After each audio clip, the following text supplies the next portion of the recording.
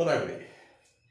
ප්‍රශ්න අංක 2 රීෂන් පන්තියේ ප්‍රශ්න අංක 2 1.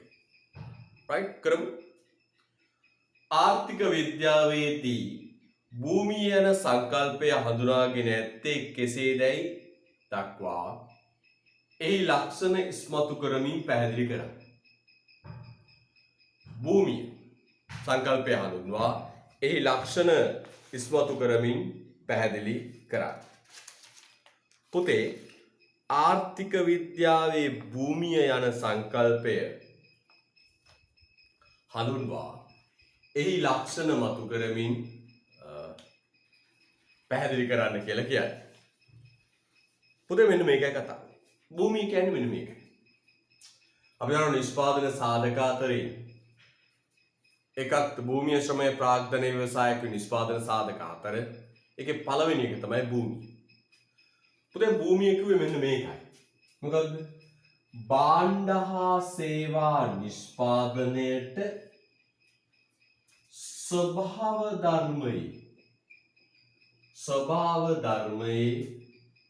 ස්වභාව ධර්මයේ දායාද ලෙස ලැබී ඇති ස්වාභාවික සම්පත් වලට කියනවා පුතේ නමක්. මොකද්ද? භූමි සාධකය. එහෙනම් මොකද්ද පුතේ? භාණ්ඩ හා සේවා නිෂ්පාදනයේට ස්වභාව ධර්මයේ දායාද ලෙස ලැබී ඇති සම්පත් වලට කියනවා පුතේ නමක් භූමි සාධකය. මේවා සරලවම මොකක්ද? ස්වාභාවික සම්පත්. ස්වභාව ධර්මයේ දායාද ලෙස ලැබී ඇති සම්පත් නැත්නම් ස්වභාවික සම්පත්. right? ලියමු ඉස්සරහටින් ලියමු උත්තරය.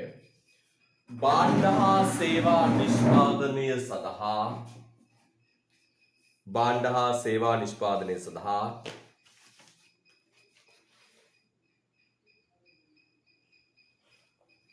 භාණ්ඩ හා සේවා නිෂ්පාදනය සඳහා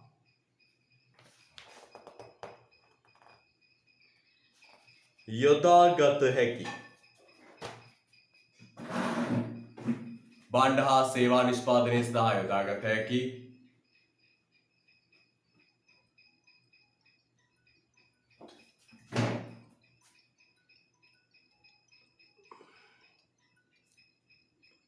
භාණ්ඩ හා සේවා නිෂ්පාදනය සඳහා යොදාගත හැකි ස්වභාව ධර්මයේ දායාද ලෙස භාණ්ඩ හා සේවා නිෂ්පාදනය සඳහා යොදාගත හැකි ස්වභාව ධර්මයේ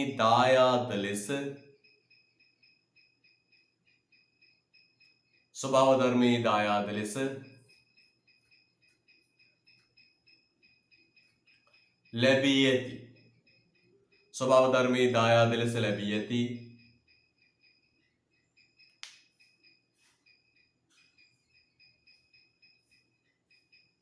ස්වාභාවික සම්පත්. ස්වභාව ධර්මයේ දායාද ලෙස ලැබී ඇති ස්වාභාවික සම්පත්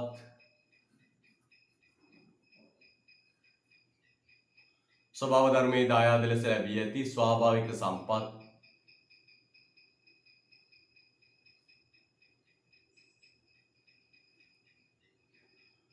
භූමිය ලෙස හැඳින්වේ.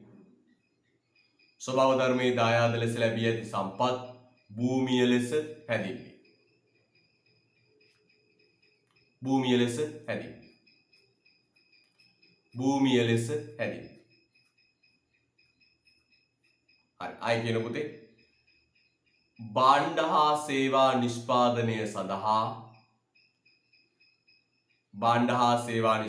සඳහා ස්වභාව ධර්මයේ දායාද ලෙස ලැබී ඇති ස්වාභාවික සම්පත් භූමිය ලෙස හැඳින්වේ. භාණ්ඩ හා සේවා නිෂ්පාදනය සඳහා ස්වභාව ධර්මයේ දායාද ලෙස ලැබී ඇති ස්වාභාවික සම්පත් භූමිය ලෙස හැඳින්වේ. ලැබේ. ඵලදායීතාවයෙන් යුත්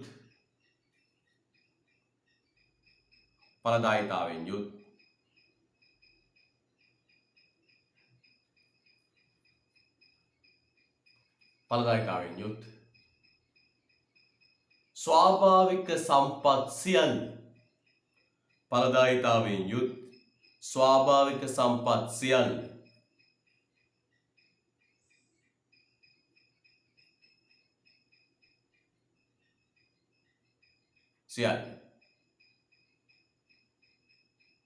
මීට අයත් වේ.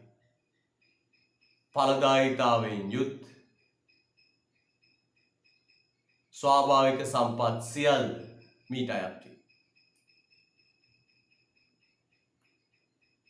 right. එක පෙළට උදාහරණයක්. එක පෙළට උදාහරණයක් මේ පැත්තට. මොනවද? ගංගා, ඇලදොල, වනාන්තර, खनिज संपत, मसून, මොනවද? ගංගා, ඇලදොල, වනාන්තර, खनिज संपत, මසුන්, මැණික්, මිනිරන්, ඒවා. ගංගා, ඇලදොල, වනාන්තර, खनिज संपत, මසුන්, ඇලදොල, දියඇලි, ගංගා, ඇලදොල, වනාන්තර, खनिज संपत, මසුන්, යති ගංගා, ඇලදොල, වනාන්තර, खनिज संपत, මසුන්.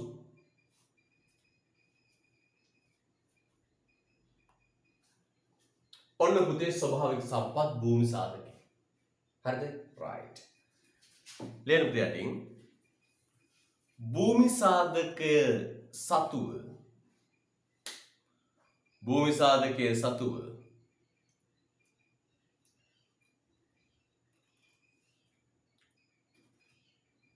පහත ලක්ෂණ පවතී.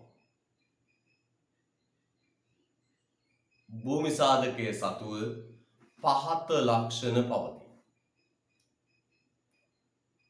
භූමි සාධකයේ සතුව පහත ලක්ෂණ පවතී. ගංගා, ඇලදොල, වනාන්තර, खनिज संपत, මැනිරන්, මිනික් නේද? මත්ස්‍ය ස්වභාවික සම්පත්. right?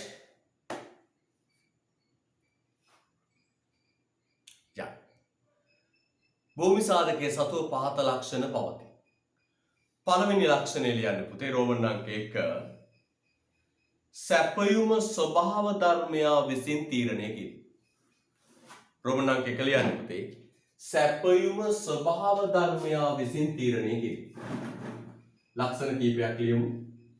සැපයුම ස්වභාව ධර්මයා විසින් තීරණය කිරීම.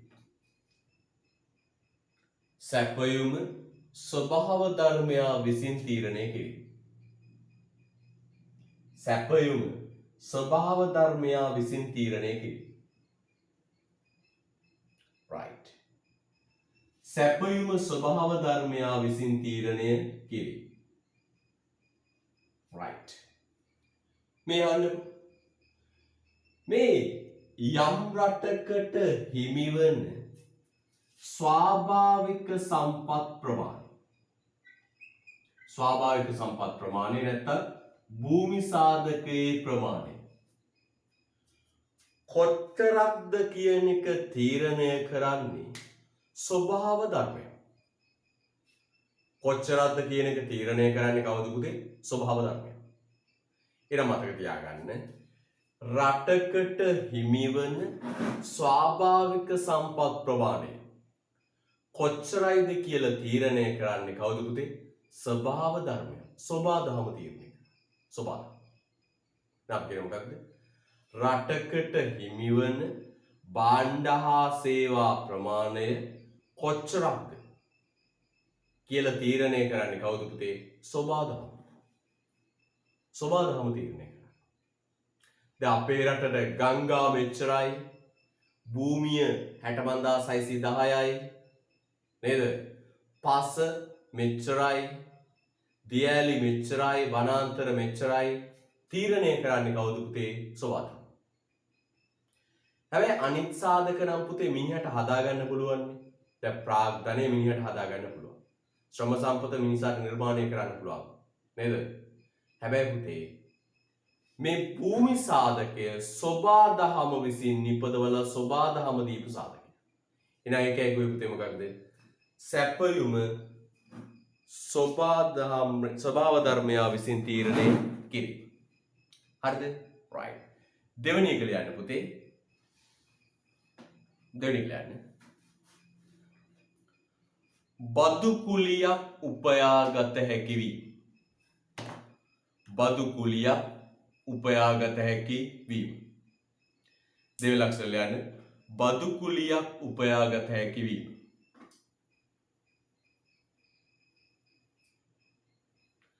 බදු කුලියක් උපයාගත හැකි වීම. පුතේ මේ ස්වාභාවික සම්පත් හිමිකරුවන්ට මේ ස්වාභාවික සම්පත් නිෂ්පාදන ක්‍රියාවලියකට දීලා ආදායමක් ගන්න පුළුවන්. මේ ස්වාභාවික සම්පතක් නිෂ්පාදන ක්‍රියාවලියකට දීලා ගන්න ආදායමට කියනවා බදු කුලි. එහෙනම් නිෂ්පාදන භූමි සාධකය නිෂ්පාදකයෙකුට දීලා නිෂ්පාදන ක්‍රියාවලියකට දීලා උපයා ගන්න ආදායමට කියනවා පුතේ නමක් මොකද කියන්නේ? බදු කුලි. බදු කුලි. දැන් පුතාලාගේ තියෙනවා නම් ඊට මේ මැණික් ඉල්ලම. පුතාට ඉතින් ඉගෙන ගන්න හින්දාව හාරන්න වෙලාවක් නැති නිසා පුතාට පුළුවන් කවුරු හරි මැණික් මුදලාලි කෙනෙකුට ඕක බද්දට දෙන්න. දීලා බදු කුලියක් ලබා ගන්න පුළුවන්. ඉඩම පුතාට වගා කරන්න වෙලාවක් නැත්තම් කාට හරි නිෂ්පාදන කටයුත්තකට දෙන්න පුළුවන්. එයා ඔයාට දෙනවා දීමනාවක්. ඒකට කියන බදු කුලිය. හරිද?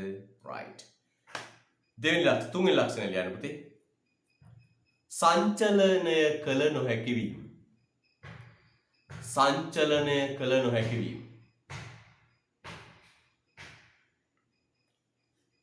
සංචලනය කළ නොහැකි වීම. සංචලනය කළ නොහැකි වීම. සංචලනය කළ නොහැකි වීම.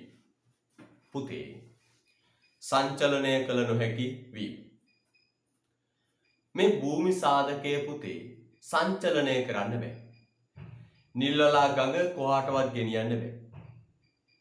නුවරඑළියේ තියෙන කාලගුණයේ දේශගුණයේ පස වෙන කොහෙටවත් ගෙනියන්න බෑ. සිගරාජ වනාන්තරය අපිට තව කොහාටවත් අරන් යන්න බෑ.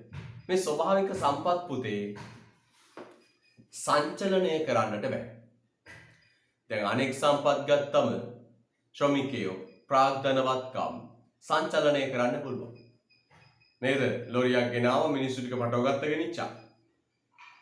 ලොරියක් ගෙනාව මැෂින් ටික පටව ගත්ත ගෙනිච්චා. හැබැයි මේ ස්වභාවික සම්පත් පුතේ සංචලනය කරන්නට බෑ.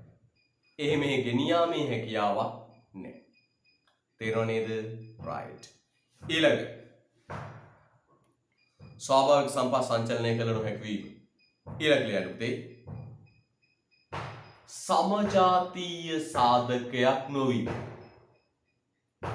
සමජාතීය සාධකයක් නොවීම.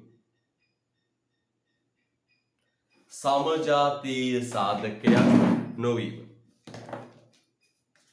සමජාතීය සාධකයක් නොවීම. ඒ මොකක්ද? සමජාතීය සාධකයක් නොවීම කියන එකේ අදහස මෙන්න මේක. මොකක්ද පුතේ අදහස? සමජාතීය සාධකයක් නොවීම කියන එකේ අදහස මෙන්න මේක. මේක මේ එකම වර්ගයක එකම ජාතියක සාධකයක් නෙවෙයි. විවිධයි. ස්වාභාවික සම්පත් 10ක් ගත්තොත් 10 විදියක්. තේරුණා නේද? අන්න පුතේ සමජාතීය කියන වචනේ තේරුම තමයි මේ එකම ජාතිය කියන එක. මේ ස්වාභාවික සම්පත් පුතේ සමජාතීය නෑ. එකම ජාතියව නෙවෙයි. විවිධයි. විවිධයි. එහෙනම් අපි කියනවා පුතේ මොකද්ද කියන්නේ? මේ ස්වභාවික සම්පත් සමජාතීය නෑ. මේවා එකම ජාතිය ඒවා නෙවෙයි. බලන්න ගංගා කියන්නේ එක ජාතියක්. ඇලදොල එක ජාතියක්. වනාන්තර තව ජාතියක්. මැණික් ඊට හාත්පසින් වෙනස්. පස ඊට හාත්පසින් වෙනස්. නේද? එහෙනම් පුතේ මේවා විවිධයි. හරිද? right. ඊළඟ ලියන්න පුතේ. ඊළඟ ලියන්න. පූර්ණ අනම්‍ය සැපයුමක් පැවතීම. පූර්ණ අනම්‍ය සැපයුමක් පැවතීම. පූර්ණ අනම්‍ය සැපයුමක් පැවතීම. right? පූර්ණ අනම්‍ය සැපයුමක් පැවතීම. පුතේ ඒක මම වෙනම ප්‍රශ්නයක් විදියට අරන් තියෙනවා. ඒක මම වෙනම ප්‍රශ්නයක් විදියට අරන් තියෙනවා. රෝමන් අංක 3 යට ප්‍රශ්න බලන්න. එහෙනම් භූමි සාධකයේ ලක්ෂණයක් තමයි පුතේ මොකක්ද? පූර්ණ අනම්‍ය සැපයුමක් පැවතීම. මම ඒක ගැන පුතාට මෙන්න මේ විදිහට පැහැදිලි කරනවා. අපි රෝමන් අංක 3 ප්‍රශ්නයට එනවා. පුතේ පූර්ණ අනම්‍ය සැපයුමක් කියන්නේ මේක.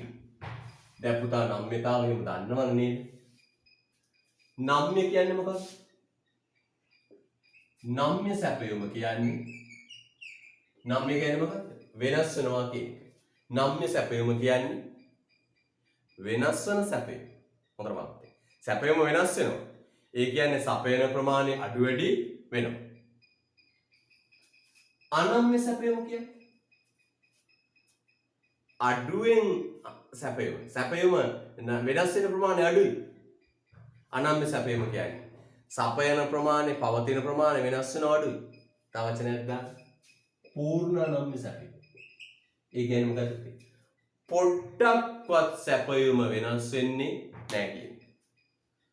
පොඩ්ඩක්වත් සැපයුම වෙනස් වෙන්නේ නැහැ කියන්නේ. එහෙනම් අපි කියන මේ භූමි සාධකයට තියෙන්නේ පූර්ණ අනම්‍ය සැපයුම. පූර්ණ අනම්‍ය සැපයුම. ඒ කියන්නේ මේ භූමි සාධකයේ පවතින ප්‍රමාණය වෙනස් වෙන්නේ නැහැ.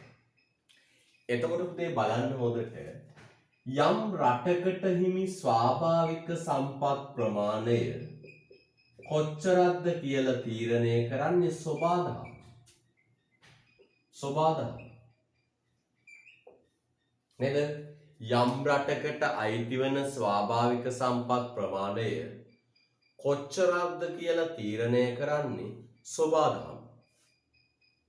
සබාදහම තීරණය කරන්නේ. මේ සබාදහම තීරණය කළාට පස්සේ මිනිහට ඒක වෙනස් කරගන්න හැකියාවක් නැහැ කියන අදහස් තමයි පූර්ණ අනම්‍ය සැපයුම කියලා අදහස් කරන්නේ. ඒතර බලන්න ලංකාවෙන් ස්වාභාවික සම්පත් ප්‍රමාණය තීරණය කරන්නේ කවුද? සබාදහම. රටකට අයිති වෙන ස්වාභාවික සම්පත් ප්‍රමාණය කොච්චරක්ද කියලා තීරණය කරන්නේ සබාදහම. සබාදහම තීරණය කළාට පස්සේ ඒක වෙනස් වෙන්නේ නැහැ කියන අදහස් තමයි පූර්ණ අනම්‍ය සැපයුම කියලා කියන්නේ. පැහැදිලිද? right. බලන්න හොඳට කියනවා. කිසියම් අවස්ථාවකදී රටක් සතුව ස්වාභාවික සම්පත් සම්භාරය ස්වභාව ධර්මයේ දායාදයක් බැවිනු මිනිස් තීරණ මත වෙනස් නොවන නිසා භූමි සැපයුම පූර්ණ අනම්‍යයි බොහෝ විට කියවේ. මුද්‍රිතව තියෙන බලන්න පුතේ හොඳට. භූමිය සදා පූර්ණ අනම්‍ය සැපයුමක් පවතී යයි අදහස් වන්නේ කුමක්ද? රෝමන් අංක 3. ප්‍රශ්න හොඳට කියවන්න පුතේ. භූමිය සදා පූර්ණ අනම්‍ය සැපයුමක් පවතී යන්නෙන් අදහස් වන්නේ කුමක්ද? භූමියේ පූර්ණ අනම්‍ය සැපයුමක් තියෙයි කියන එකෙන් අදහස් වෙන්නේ මොකද්ද කියලා. අපි කියන්න ඕන පුතේ මෙන්න මේක. මේ භූමිය කියන්නේ ස්වභාවික සම්පත්. ඒ ස්වභාවික සම්පත් ටිකේ පවතින ප්‍රමාණය තීරණය කරන්නේ සබාදහම. ලංකාවට භූමිය වර්ග කිලෝමීටර් 65610යි කියලා තීරණය කළේ සබාදහම. ඒක සබාදහම තීරණය කළාට පස්සේ මිනිහට ඕන විදියට වෙනස් කරන්න බෑ කියන එකයි පුතේ පූර්ණ අනම්‍ය සැපයුම කියන එකෙන් අදහස් කළේ. මොකද්ද පුතේ පූර්ණ අනම්‍ය සැපයුම කියන එකෙන් අදහස් කළේ? ස්වාභාවික සම්පත් තියෙන ප්‍රමාණය තීරණය කරන්නේ සබාදහම. ගංගා මෙච්චරයි, ඇලදොල මෙච්චරයි, භූමිය වර්ගඵලය මෙච්චරයි සබාදහම තීරණය කරන්නේ. khනිජ සම්පත් මෙච්චරයි කියලා. එතකොට ඒ සබාදාම තීරණය කළාට පස්සේ ඒ පවතින ප්‍රමාණය සැපයුම මිනිහට ඕන විදියට වෙනස් කරන්න බෑ කියන එකයි පුතේ අපි කියන්නේ මොකක්ද? පූර්ණ අනම්‍ය සැපයුම කියන එකේ අදහස. කියවන්න හොඳට උත්තරේ මුද්‍රිතයි.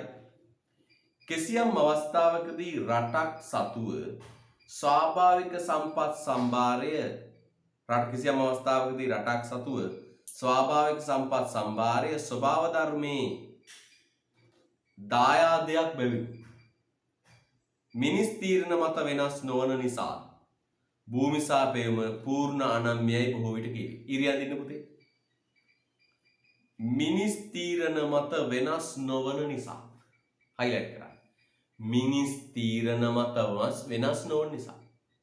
නායි බලන්න කිසියම් අවස්ථාවකදී රටක් සතු ස්වාභාවික සම්පත් සම්භාරය ස්වභාව ධර්මයේ දායාදයක් බැවිනුත් ස්වභාව ධර්මයාගේ දායාදයක් බැවිනුත් මිනිස් තීරණ මත වෙනස් නොවන නිසා භූමි සැපයුම පූර්ණ අනම්‍යයි බොහෝ විට කියවේ. අන්න මිනිහට වෙනස් කරන්න බෑ. හැබැයි පුතේ ඔය කතාව අභියෝගයට ලක් වෙනවා. එහෙනම් මොකද්ද පුතේ කතාව කිව්වේ? භූමි සාධකයේ සැපයුම තීරණය කරන්නේ සබාදහම මිනිහට ඕන විදියට වෙනස් කරන්න බෑ. ඒ නිසා කියනවා භූමියට තියෙන්නේ පූර්ණ අනම්‍ය සැපය. හැබැයි පුතේ ඕක අභියෝගයට ලක් වෙනවා. ඕක ඔහොම වෙන්නේ නැහැ කියන්න පුළුවන් අවස්ථා තර්ක ගොඩ නැගෙනවා. එහෙනම් භූමිය පූර්ණ අනම්‍ය සැපයීමක් කියන්නේ මොකක්ද? ස්වභාවික සම්පත් ප්‍රමාණය තීරණය කරන්නේ මිනිහා. මිනිහා තීරණය කළාට පස්සේ ඒක ස්වභාව සම්පත් ප්‍රමාණය තීරණය කරන්නේ සබාදහම.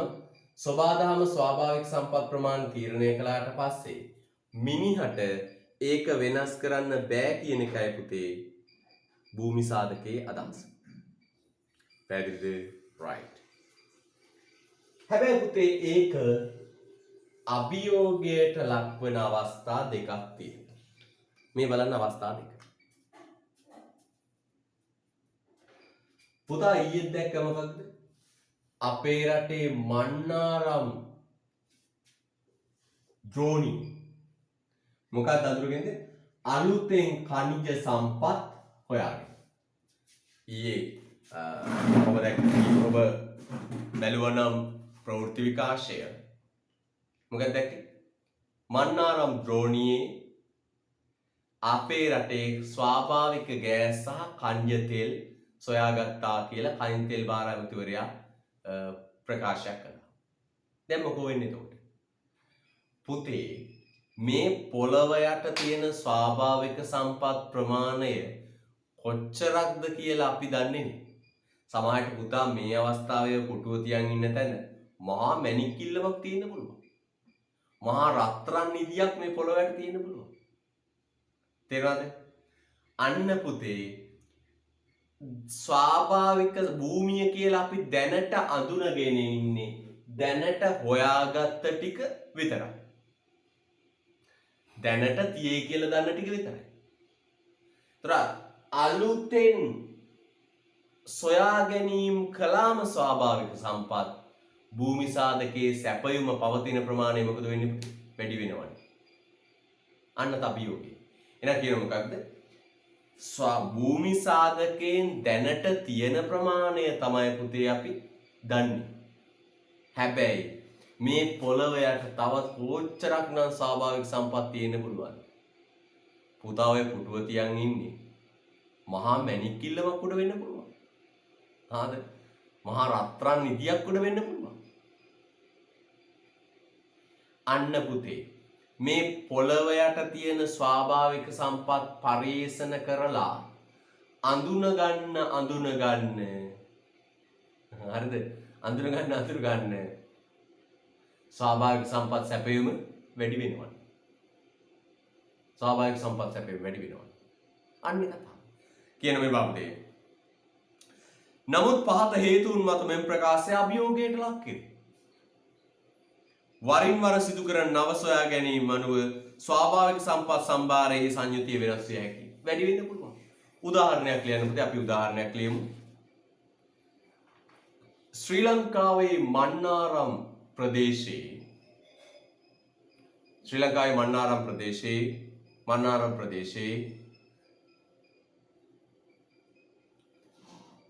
නව ඛනිජ සම්පත් සොයා ගැනීමත් සමග ශ්‍රී ලංකාවේ මන්නාරම් ප්‍රදේශයේ නව ඛනිජ සම්පත් සොයා ගැනීමත් සමග නව ඛනිජ සම්පත් සොයා ගැනීමත් සමග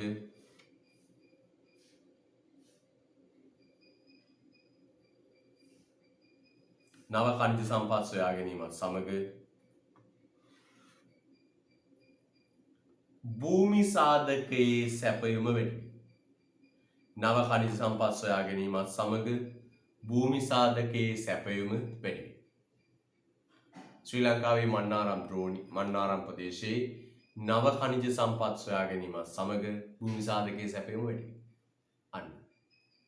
එහෙනම් පූර්ණ අනම්‍යයි කියලා පොත්වල තිබුණට ඒක අභියෝගයට ලක් වෙන අවස්ථාවක් තමයි මෙන්න මේක.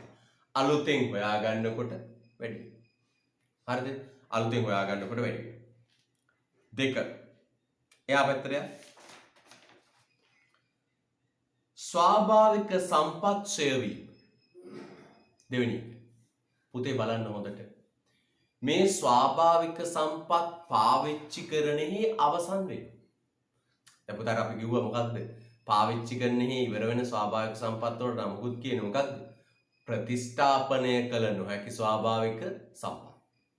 මේ ස්වාභාවික සම්පත් අතරින් පුතේ සමහර ඒවා පාවිච්චියට ගන්නේ ෂය වෙනවා. අවසන් වෙනවා. ඒ පාවිච්චියට ගන්නේ අවසන් වන ෂය වෙන ස්වාභාවික සම්පත් වලට ප්‍රතිස්ථාපනය කළ නොහැකි ස්වාභාවික සම්පත් කියලාත් අපි කියනවා. එහෙනම් පුතේ දෙවෙනි එක මොකක්ද? සැපයුම වෙනස් වෙනවා. ස්වාභාවික සම්පත් පාවිච්චි කරනවත් එක්කම ෂය වෙනවා.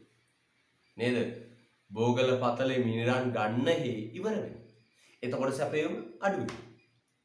එහෙනම් පුතේ භූමි සාධකයේ සැපයුම පූර්ණ අනම්‍යයි කියලා පොත්වල තිබුණට ඒක අභියෝගයට ලක්වන අවස්ථා දෙකක් තියෙනවා. මොකක්ද අවස්ථා දෙක?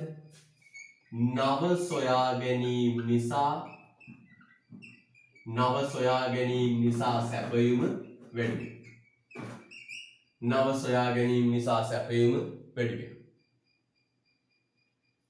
ඊට පස්සේ පාවිච්චි කරන ඒවා ෂය වීමත් සමග සැපයුම මොකද වෙන්නේ පුතේ? සැපයුම මොකද වෙන්නේ? අඩු වෙනවා. අලුතෙන් හොයාගන්නේ සැපයුම වැඩි වෙනවා. තියෙන ඒවා පාවිච්චි කරන හේ සැපයුම අඩු වෙනවා. තවත් එකක් කියනවා මොකද පුතේ? විශේෂයෙන් ප්‍රතිස්ථාපනය කළ නොහැකි සම්පත් භාවිතය සමග ශ්‍රේණියට භාජනය වීමෙන් ස්වාභාවික සම්පත් සම්භාරය අඩු විය හැකියි.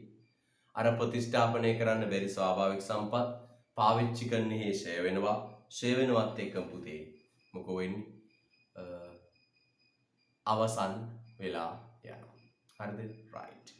අපි ප්‍රශ්නයක් අතහැරලා යාවේ. දැන් දෙවෙනි ප්‍රශ්නෙට යමු. මොකද පුතේ දෙවෙනි ප්‍රශ්නේ තියෙන්නේ බලන්න හොඳට. ප්‍රශ්නාංක 2 අහනවා මොකක්ද? මෙන්න ප්‍රශ්නාංක 2. ආර්ථික සම්පත් ඔබ නිර්වචනය කරන්නේ ප්‍රශ්නාංක 2.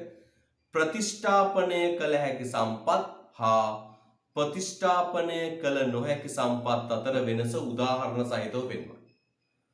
ප්‍රතිස්ථාපනය කළ හැකි සම්පත් සහ ප්‍රතිස්ථාපනය කළ නොහැකි සම්පත් අතර වෙනස උදාහරණ සහිතව පෙන්වන්න. පුතේ මේ ස්වාභාවික සම්පත් වලට නිෂ්පාදන සාධකයක් විදියට කියනවා භූමිය. මේ නිෂ්පාදන සම්පත් වලින් පළවෙනි එක භූමිය. අපි උඩ තව නමක් කියන මොකක්ද? ස්වාභාවික සම්පත්. භූමි සාධකය නැත්නම් ස්වාභාවික සම්පත්. කොටස් දෙකකට බෙදෙනවා. ස්වාභාවික සම්පත් කොටස් දෙකකට බෙදෙනවා. මොකද කොටස් දෙක? එක ප්‍රතිස්ථාපනය කළ හැකි ස්වාභාවික සම්පත්. හැකි ස්වාභාවික සම්පත්. පළවෙනි එක මොකද්ද පුතේ? ප්‍රතිස්ථාපනය කළ හැකි ස්වාභාවික සම්පත්. ප්‍රතිස්ථාපනය කළ හැකි ස්වාභාවික සම්පත්. දෙවෙනි එක පුතේ ප්‍රතිස්ථාපනය කළ නොහැකි ස්වාභාවික සම්පත්. ප්‍රතිස්ථාපනය කළ නොහැකි ස්වාභාවික සම්පත්. එහෙනම් කොහොමද කියන්නේ පුතේ? ස්වාභාවික සම්පත් කොටස් දෙකයි. මොකද පුතේ කොටස් දෙක? ප්‍රතිස්ථාපනය කළ හැකි ස්වාභාවික සම්පත් හා ප්‍රතිස්ථාපනය කළ නොහැකි ස්වාභාවික සම්පත්. කොහොමද කියන්නේ පුතේ? ප්‍රතිස්ථාපනය කළ හැකි ස්වාභාවික සම්පත් හා ප්‍රතිස්ථාපනය කළ නොහැකි ස්වාභාවික සම්පත්. මොකක්ද මේ? මේ තමයි පුතේ. මෙන්න මේ අදහස්. මොකක්ද? භාවිතයත් සමග අවසන් නොවන. භාවිතයත් සමග අවසන් නොවන. නැවත ප්‍රතිජනනය වන ස්වාභාවික සම්පත් වලට කියනවා පුතේ ප්‍රතිස්ථාපනය කළ හැකි ස්වාභාවික සම්පත්. renewable resource. එහෙනම් කියන්නේ මොකක්ද පුතේ? භාවිතයත් සමග අවසන් වී නොයන, ඉවර වෙන්නේ නැති. නැවත ප්‍රතිස්ථාපනය කළ හැකි. නැවත ප්‍රතිස්ථාපනය කළ හැකි ස්වාභාවික සම්පත් වලට කියනවා පුතේ නම ප්‍රතිස්ථාපනය කළ හැකි ස්වාභාවික සම්පත්. නැවත යථා තත්ත්වයට පත් වෙනවා. අපි උදාහරණ දෙකක් කියනවා පුතේ. මොකක්ද උදාහරණ දෙක? වනාන්තර සහ මත්ස්‍ය සම්පත. වනාන්තර සහ මත්ස්‍ය සම්පත. බලන්නකෝ. වනාන්තර මත්ස්‍ය. මේ වනාන්තර සම්පත සහ මත්ස්‍ය සම්පත පාවිච්චි කළයි කියලා ඉවර වෙන්නේ. අපි සිංහරාජ වනාන්තරයට ගිහිල්ලා ගස් ටිකක් කපාගත්තා කියලා වනාන්තරය අවසන් වෙන්නේ. ආය අවුරුදු 2-3කින් ගිහින් බලනකොට යථා තත්ත්වයට පත් වෙනවා. නේ? සෝබාදහම ඉවර වෙන ටික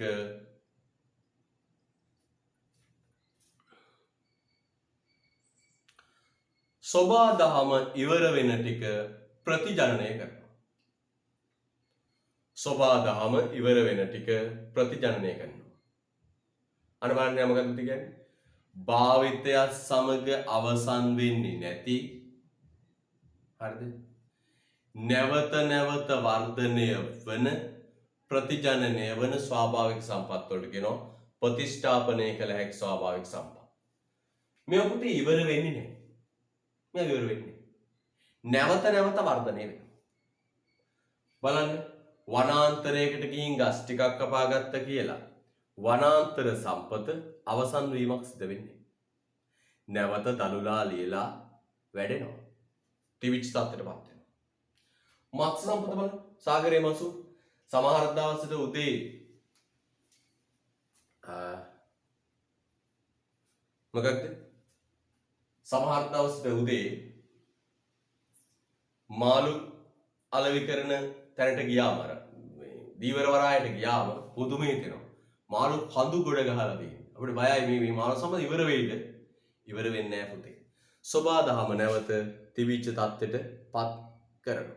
සෝබාදහම නැවත තිබිච්ච තත්ත්වයට පත් කරනවා.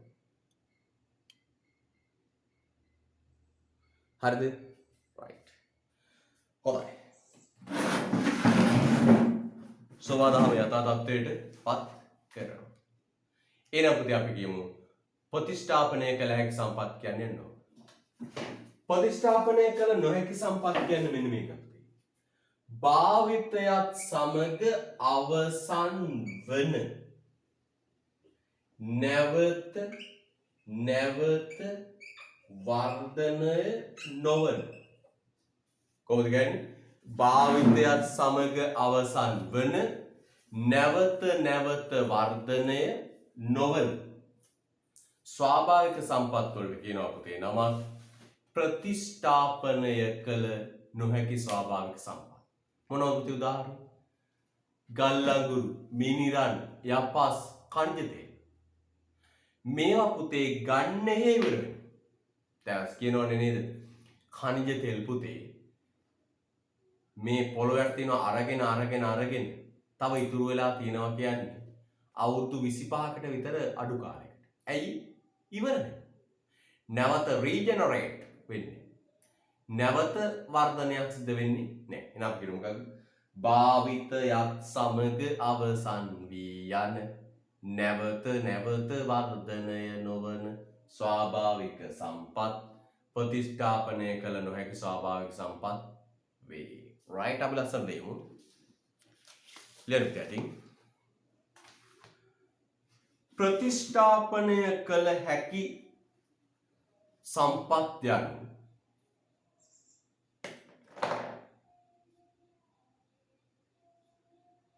ප්‍රතිස්ථාපනය කළ හැකි ස්වාභාවික සම්පත් යනු ප්‍රතිස්ථාපනය කළ හැකි සම්පත් යනු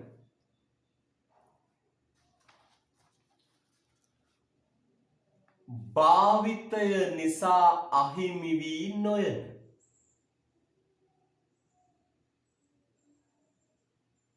භාවිතය නිසා අහිමි වී නොයන භාවිතය නිසා අහිමි වී නොයන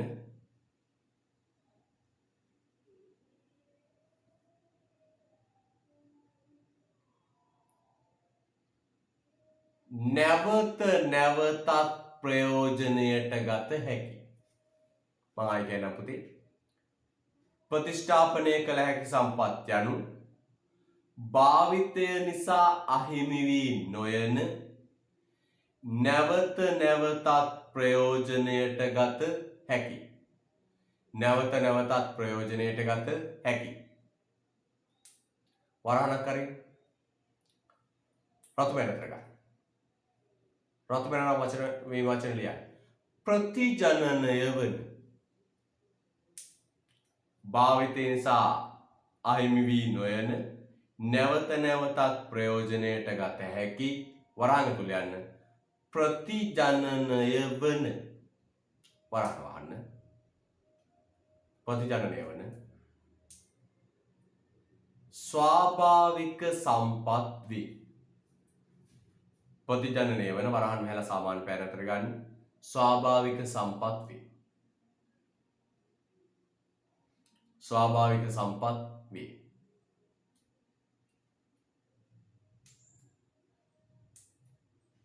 අය කියන්න ප්‍රතිස්ථාපනය කළ හැකි සම්පත් යනු භාවිතය නිසා අහිමි වී නොයන නැවත නැවතත් ප්‍රයෝජනයට ගත හැකි ප්‍රතිජනනය වන ස්වාභාවික සම්පත් වේ. හරිද? right. උදාහරණ ලියන්න. සාගරයේ මත්ස්‍ය සම්පත. උදාහරණ ලියන්න පුතේ. සාගරයේ මත්ස්‍ය සම්පත. සාගරයේ මත්ස්‍ය සම්පත.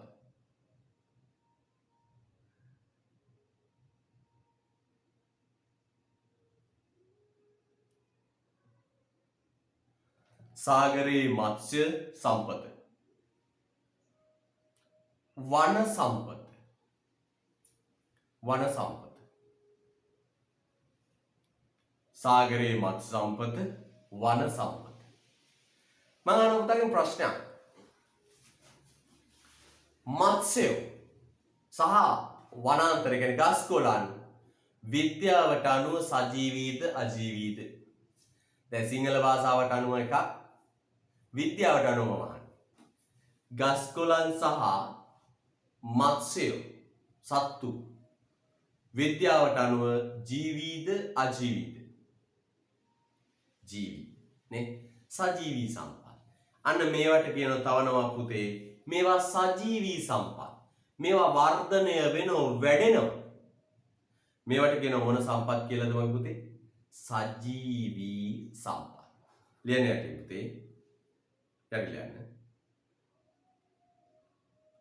සජීවී සම්පත් වන මේවා සජීවී සම්පත් වන මේවා යටි ලියන්න. සජීවී සම්පත් වන මේවා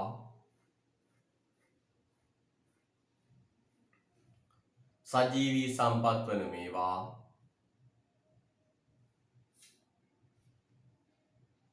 ප්‍රතිජනනය කළ හැකි සම්පත්. ප්‍රතිජනනය කළ හැකි සම්පත් ලෙසද හැඳින්වේ. සජීවී සම්පත් වන මේවා ප්‍රතිජනනය කළ හැකි සම්පත් ලෙසද හැඳින්වේ. සජීවී සම්පත් වන මේවා ප්‍රතිජනනය කළ හැකි සම්පත් ලෙසද හැඳින්වේ. සජීවී සම්පත් වන මේවා ප්‍රතිජනනය කළ හැකි සම්පත් ලෙසද හැඳින්වේ. සජීවී සම්පත් වන මේවා ප්‍රතිජනනය කළ හැකි සම්පත් ලෙසද හැඳින්වේ.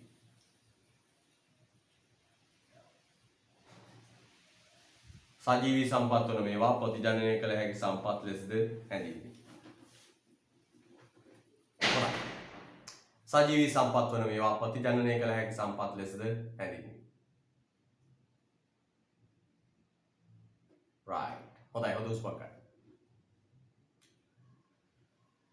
ලියන්න දෙරුණක් කරලා ප්‍රතිස්ථාපනය කළ නොහැකි සම්පත් යනු ප්‍රතිස්ථාපනය කළ නොහැකි සම්පත් යනු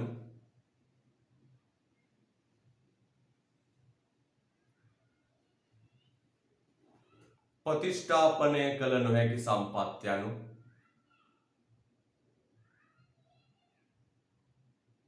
ප්‍රතිස්ථාපනය කළ නොහැකි සම්පත් යනු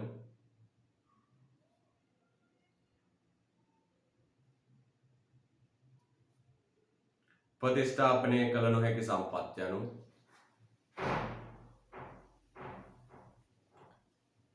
භාවිතය නිසා අහිමි වී යන ප්‍රතිස්ථාපනය කළ නොහැකි සම්පත් යනු භාවිතය නිසා අහිමි වී යන භාවිතය නිසා අහිමි වී යන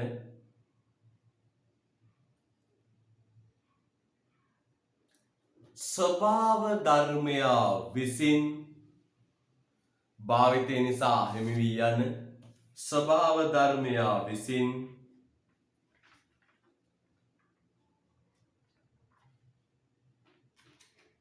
ස්වභාව ධර්මයා විසින් භාවිතය නිසා අහිමි වී යන ස්වභාව ධර්මයා විසින්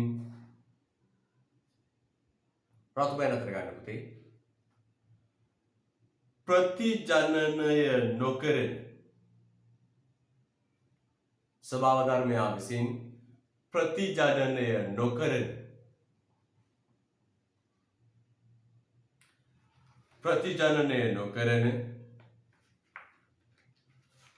සමන්පෑන ස්වභාවික සම්පත්තිය ස්වාභාවික සම්පත්තිය රතු පැනලුවේ ප්‍රතිජනනය නොකරන සමන්පෑන ස්වාභාවික සම්පත්තිය ප්‍රතිජනනය නොකරන ස්වාභාවික සම්පත්තිය හරිද රයිට් හොඳයි මොනවද පුතේ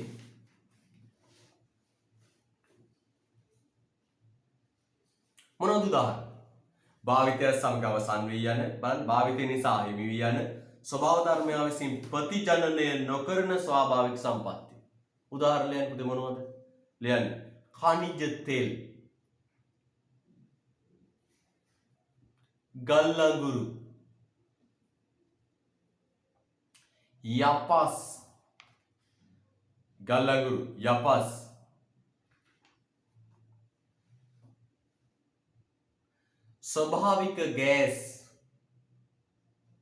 ස්වභාවික ගෑස් many කයින්තෙල් ගල්ලඟුරු යපස් ස්වාභාවික සම්පත් මැණික් මිනිරන් මැණික් මිනිරන් කයින්තෙල් ගල්ලඟුරු යපස් ස්වාභාවික ගෑස් මිනිරන් මිනිරන් මැණික් මට දරුවෙක් ඉන්න හපනෙක් ඉන්න නම් කියන්න ඔය උදාහරණ සෙට් එකටම තනි නමක් කියන්න පුළුවන් දරුවෙක් ඉන්න මට පිට මැසේජ් එකක් දාන්න මැසේජ් කරන්න පුරුදු වෙන්න පුතේ ටක් ගාලා ප්‍රශ්නයක් ආපු ගමන් ඔය උදාහරණ සෙට් එකටම කියන්න පුළුවන් නමක් කියන්න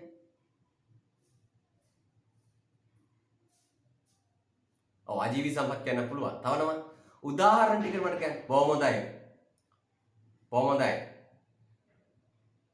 ආව් ඛනිජ සම්පත් පුතාලා සිංහල වල උගන්වලා තියෙන්නේ නේ මොකක්ද සිංහල වල උගන්වලා තියෙන්නේ පොළව හාරා ගන්නා සම්පත් ඛනිජ සම්පත් වේ කනිනවා කියන්නේ මොකක්ද හාරනවා කියන්නේ කනිනවා කියන්නේ හාරනවා කියන එක දැන් අර තනි වචනෙන් ලියන්න කියලා එනවනේ සිංහල භාෂාවේ පොළව හාරා ගන්නා සම්පත් ඛනිජ සම්පත් පුතේ ඔය ඔක්කොම පුතේ පොළව හාරලා ගන්න men run minute යපස් ඔක්කොම පොළව හාරලා ගන්න පොළව හාරලා ගන්න සම්පත් ඒවා මොන සම්පත්ද පුතේ ඛනිජ සම්පත් හරිද right යන්නේ ලියන්න පුතේ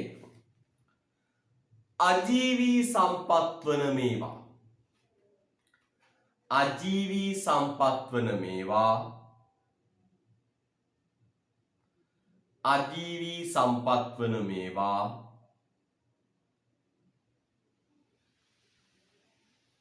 අජීවී සම්පත් වන මේවා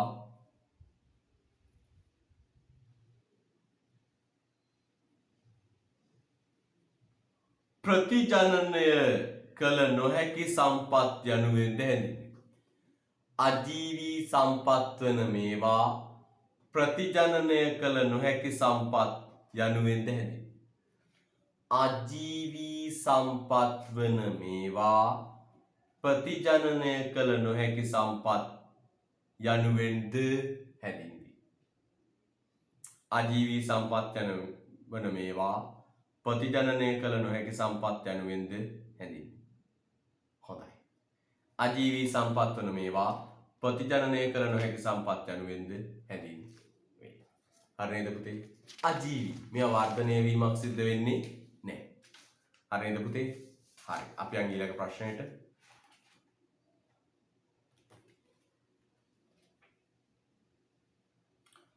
ශ්‍රමය ශ්‍රම විභජනය විශේෂ ප්‍රාගුණ්‍ය යන සංකල්ප අතර වෙනස පෙන්වා දෙන්න. ප්‍රශ්න තුනක් එනවා පුතේ අපිට. ඔය වගේ ප්‍රශ්න එන්නේ. තේරුණා නේද? ශ්‍රමය ශ්‍රම විභජනය හා විශේෂ ප්‍රාගුණ්‍ය අතර වෙනස පෙන්වා දෙන්න. ශ්‍රමය ශ්‍රම විභජනය විශේෂ ප්‍රාගුණ්‍ය යන සංකල්ප අතර වෙනස පෙන්වා දෙන්න. පුතේ මේ නිබන්ධන වල විශේෂත්වයක් තියෙනවා. රිවිෂන් ටියුට් සෙට් එකේ පෙළන් එන්න පෙරලෙන්නේ ඉස්සරහට මේ ටියුට්ස් වල තියෙන විශේෂත්වය තමයි මෙන්න මේක පෙළන් එන්න පුතේ 30 වෙනි පිටුවට 30 වෙනි පිටුවට පෙළන් 30 වෙනි පිටුවට පෙළන් පිටු අංක 30 ඉඳලා තියෙන්නේ මොනවද පුතේ පාස් පේපර්ස් ගොඩාක් පරණ පාස් පේපර් කරන එකේ තේරුමක් නැහැ. ඒවර පැරණි නිර්දේශ වලට අයිති වෙන්නේ. 2007 ඉඳන් පුතේ ඉස්සරහට පෙළන් එන්න. 2007 ඉඳන් පුතේ 2020 දක්වා ඉස්සරහට පෙළලා බලන්න. මේ කොටසින් අහපු MCQ සහ රචනා ප්‍රශ්න සියල්ල අන්තර්ගතයි. රචනා ප්‍රශ්න සියල්ල අන්තර්ගතයි. ඇයි එහෙම කරන්නේ? පුතේ පුතාට පාස් පේපර් කියලා වෙනම තියන්නේ. ඔය මාස්ටර් ගයිඩ් පොත් අරගෙන මේ එහෙම කරන එක අසාර්ථකයි. ඒ පාඩමට අදාළ පාස් පේපර් ටික රිවිෂන් ටියුට් එකේ අන්තර්ගත කරන්න. රිවිෂන් ටියුට් එකේ අන්තර්ගත කරන්න. එතකොට පුතේ පුතාට ලේසි. මොකද ලේසි? පාස් පේපර් කියලා මේ මාස්ටර් ගයිඩ් පොත් අරගෙන නිකන් ඒ විකාර කරන්න අවශ්‍ය නැහැ. තේරෙනව නේද? right. යන අපි ප්‍රශ්නයට. අපේ ප්‍රශ්නේ මොකක්ද අහන්න පුතේ? ශ්‍රම විභජනය විශේෂ ප්‍රාගුණ්‍යයන් අතර වෙනස සඳහන් කරන්න. ඇත්තට පුතේ වෙනස කියලා කිව්වම අපිට නිකන් මතක් වෙන්නේ අර පොත දෙපැත්තට බෙදලා එහෙම වෙනසනේ. අපි ගොඩක් වෙලාවට පුරුදු වෙලා ඉන්නේ එහෙමනේ. පොත දෙක බෙදලා අර ටී ගිණුමක ආකාරයේ සංකල්ප දෙක දෙපැත්තේ ලියලා වෙනස්කම් ලියන එක. නෑ. මෙතන පුතේ වෙනස කියලා බලාපොරොත්තු වෙන්නේ නිර්වචන. විස්තරාත්මක නිර්වචන. හරිද? right. ශ්‍රමය. මේ බලන්න පුතේ හොඳයි. ශ්‍රමය කියන්නේ මේක. අපි දන්නවා ශ්‍රමය කියන්නේ භාණ්ඩ හා සේවා නිෂ්පාදනයට යොදා ගන්නා මෙන්න ශ්‍රමය නිර්වචනය. ශ්‍රමය භාණ්ඩ හා සේවා නිෂ්පාදනයට යොදා ගන්නා ඵලදායීතාවයෙන් යුත් කායික හා මානසික වෙහෙස මහන්සියට කියනවා පුතේ ශ්‍රමය. මොකද්ද පුතේ ශ්‍රමය කියන්නේ? භාණ්ඩ හා සේවා නිෂ්පාදනය කරන්න යොදා ගන්න ඵලදායීතාවයෙන් යුක්ත ප්‍රයෝජනවත්. භාණ්ඩ හා සේවා නිෂ්පාදනයට යොදා ගන්න ඵලදායීතාවයෙන් යුක්ත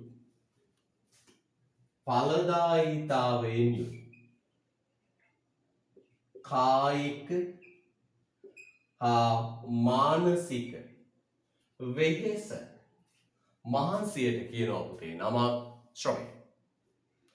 එනම් භාණ්ඩ හා සේවා නිෂ්පාදනය කරන්න යොදා ගන්න ඵලදායීතාවයෙන් යුක්ත කායික සහ මානසික වෙහෙස මහන්සියට කියනවා පුතේ නම ශ්‍රමය. එනම් භාණ්ඩ හා සේවා නිෂ්පාදනයට යොදා ගන්න ඵලදායීතාවයෙන් යුක්ත. ඒ කියන්නේ පුතේ ප්‍රයෝජනවත් කායික හා මානසික වෙහෙස මහන්සියට කියනවා පුතේ නම මොකද්ද කියන්නේ? ශ්‍රමය. එහෙනම් කියනවා භාණ්ඩ හා සේවා නිෂ්පාදනයට යොදා ගන්න ඵලදායීතාවයෙන් යුක්ත කායික හා මානසික වෙහෙස මහන්සිය ශ්‍රමය.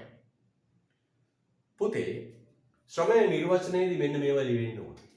ඵලදායී දෙයක් වෙන්නට ඕනේ. දැන් ඔන්න සේවකයෙක් උදේ පාන්දර ඇවිල්ලා නිකාංගොහේ කර්මාන්තශාලාව වටේ රවුන්ඩ් 10ක් දුවන. නිකාංගොහේ කර්මාන්තශාලාව වටේ රවුන්ඩ් 10ක් දුවන. ශ්‍රමයක්ද? නෑ දාඩි පෙරාගෙන නේද? ශ්‍රමයක් නෙවෙයි. නිකාංගොහේ කර්මාන්තශාලාව වටේ දුවන. ශ්‍රමයක් නෙවෙයි. ශ්‍රමයක් වෙන්නේ පුතේ ඒ කායික හෝ මානසික වෙහෙස මහන්සිය භාණ්ඩයක් හදන්න ඵලදායී ලෙස පාවිච්චි එකක් වෙන්න ඕනේ.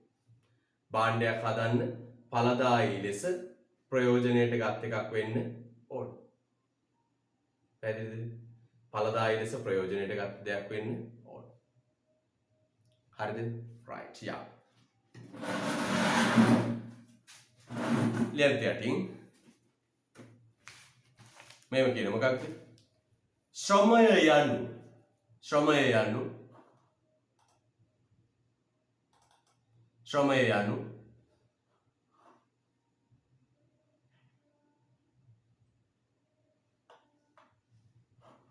යනු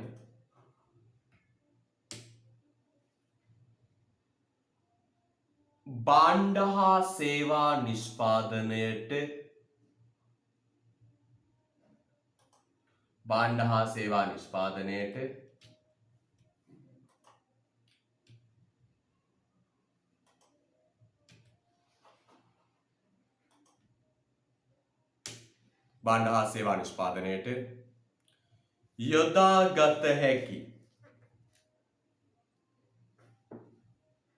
යොදාගත හැකි ඵලදායීතාවයෙන් යුක්ත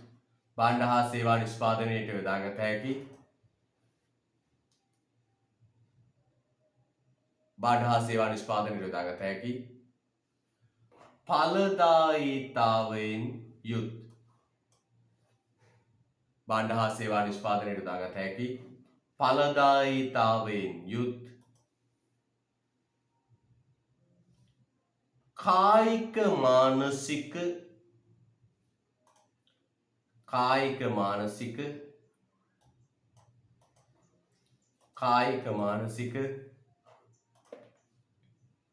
කායික මානසික ශක්තියයි. ඵලදායීතාවයෙන් යුත් කායික මානසික ශක්තියයි.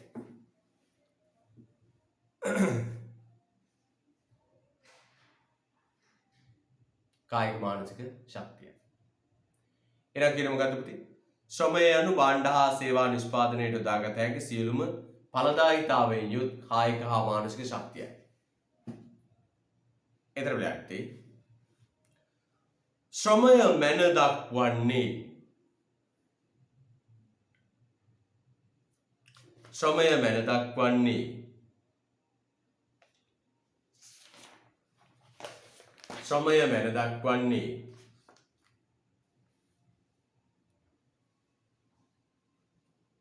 ශ්‍රමය මැන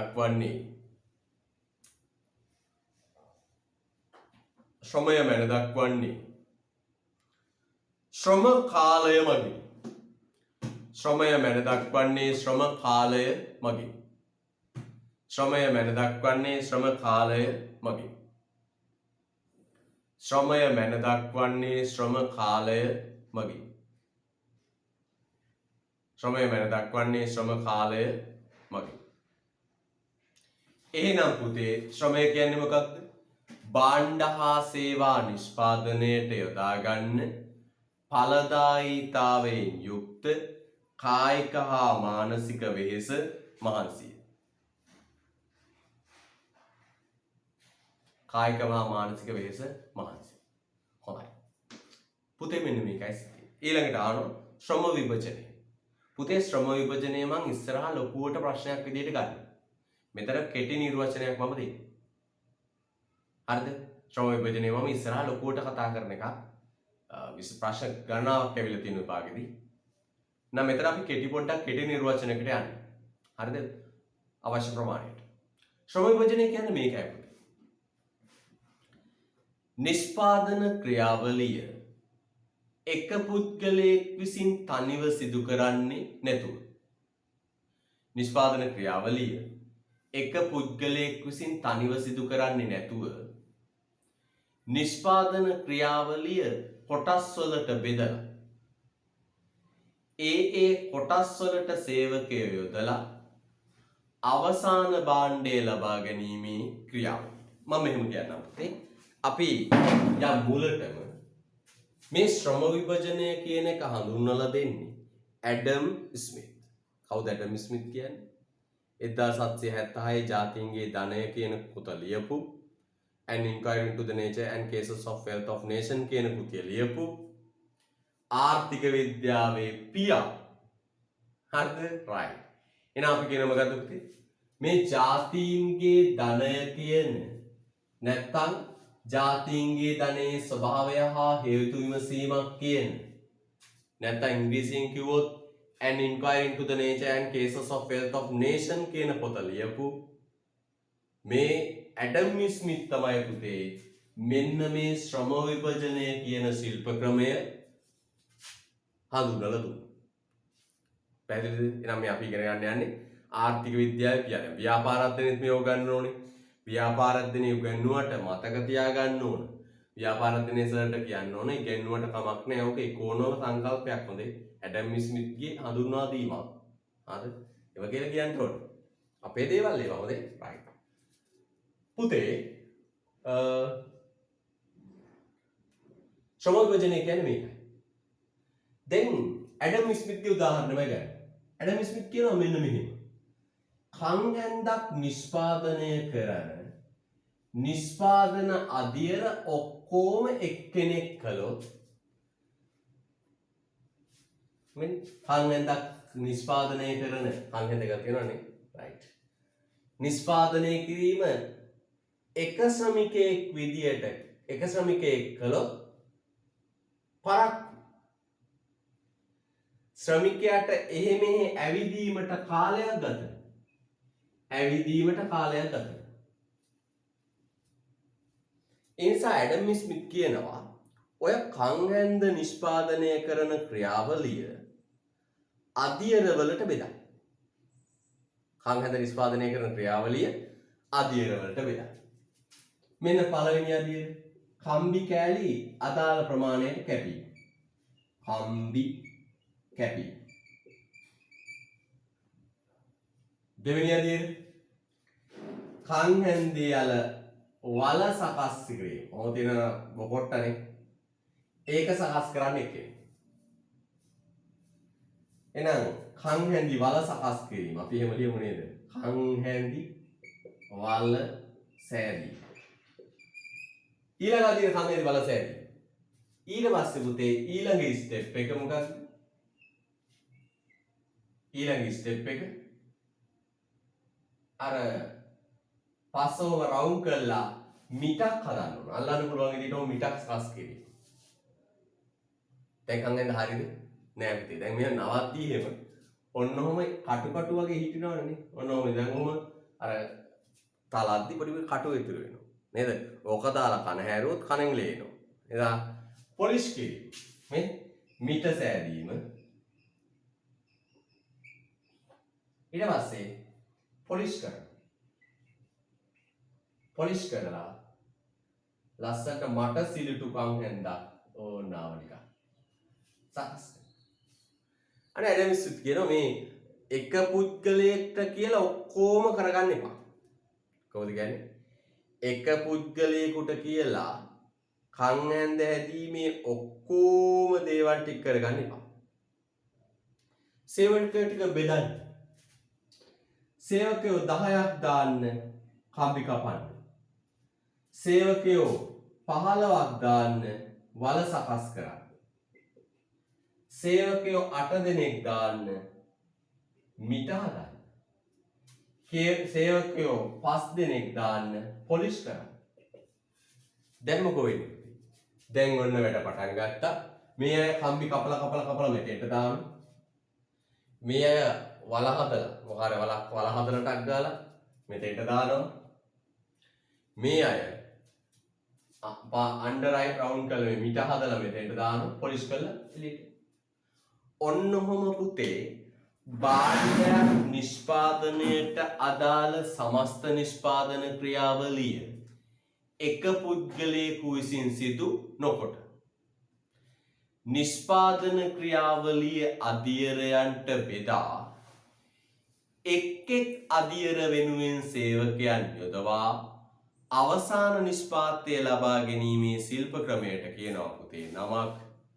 මොකද කියන්නේ? ශ්‍රම විභජනය. එන පුතේ මොකක්ද ශ්‍රම විභජනය කියන්නේ?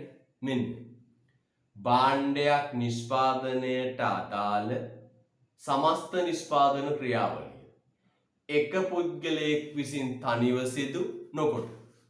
මේ බලන්න කරපුදී නිෂ්පාදන ක්‍රියාවලිය අධියරයන්ට බෙදා.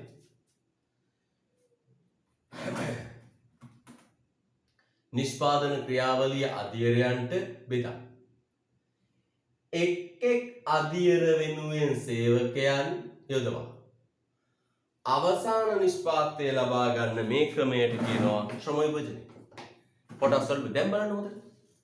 දැන් ඉස්සෙල්ලා පුතේ හොඳට පොඩ්ඩක් තේරුම් ගන්න. එක්කෙනෙක් හදුවා කියන්නකො. මුළු කංහැන්දම හදන්න එක්කෙනෙක් ශ්‍රම විභජනය කළා නැහැ. දැන් මොකෝ වෙන්නේ? ගබඩාවට ගිහින් කම්බි කෑල්ල කපාගෙන වල හදාන්න තැනට ගිහින් වල හදාගෙන මිට හදන තැනට ගිහින් මිට හදාගෙන පොලිෂ් කරන තැනට ගිහින් පොලිෂ් කරාගෙන ඔහොම එනකොට මේකට ඇවිදින්නට වඩා වෙලාවක් නැහැ. සේවකයෝ ඔබම ඇවිදිනවා. හැබැයි දැන් බලන්න කවුරුත් ඇවිදින්නේ නේද? ඔව්. කම්බි කපන අය එක තැනක දෙන පට ගාලා කම්බි කපනවා. කාර්යයක් සමයි. කම්බි කපලා එහෙම දානවා ඉපැත්ත. කම්බි කපලා ඊළඟට දෙන්න දාන්න.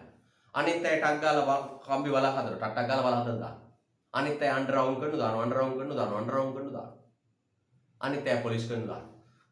කාර්යයක් පට ගාලා වැඩ කරනවා. ඔන්න ඕකට කියන ශ්‍රම විභජනය. ඕක හඳුන්වලා දුන්නේ ඇඩම් ස්මිත්. පැහැදිලිද? එහෙනම් ඔක නිර්වචනය කරන්නේ කොහොමද? මෙන්න මේ තීර විදිහටම නිර්වචනය කරන්නේ. මොකක්ද? සරලව නිර්වචනය කරන්නේ. භාණ්ඩයකට අදාළ නිෂ්පාදන ක්‍රියාවලිය එක පුද්ගලයෙකු විසින් තනිව සිදු නොකොට නිෂ්පාදන ක්‍රියාවලිය අධීරයන්ට බෙදා එක් අධීර වෙනුවෙන් සේවකයන් යොදවා අවසාන නිෂ්පාදනය ලබා ගැනීමේ ශිල්ප ක්‍රමය ශ්‍රම විභජනය ලෙස හැඳින්වේ. හරිද? රයිට්. දැන් ටැටින් රුලක් කරලා ලියන්න.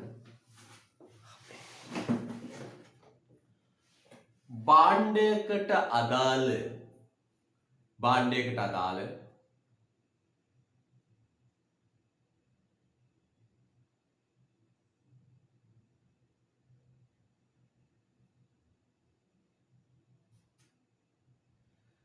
समस्त निष्पादन क्रियावलिय භාණ්ඩයකට දාලා समस्त निष्पादन क्रियावलिय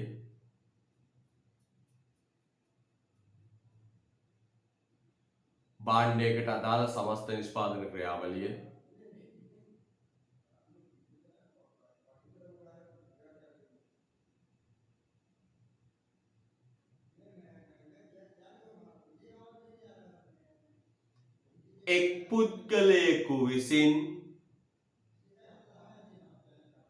එක් පුද්ගලයෙකු විසින්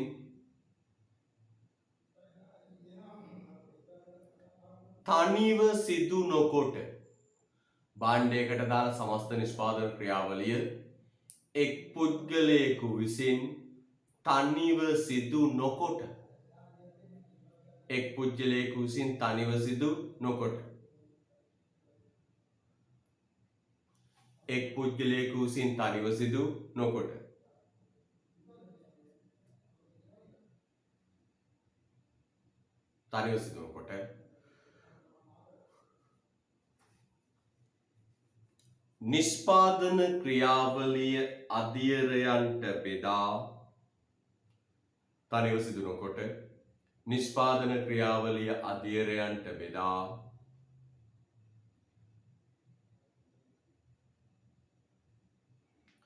නිෂ්පාදන ක්‍රියාවලිය අධීරයන්ට බෙදා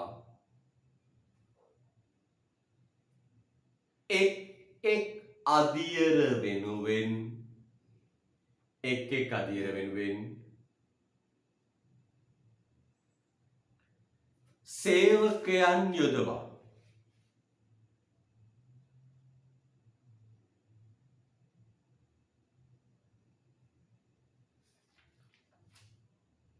සේවකයන් යොදවා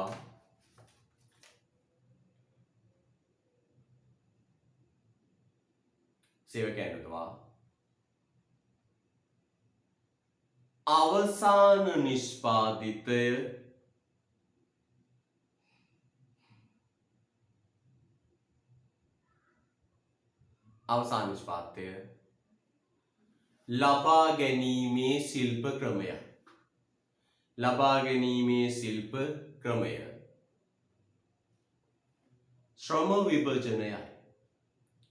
ලබා ගැනීමේ ශිල්ප ක්‍රමය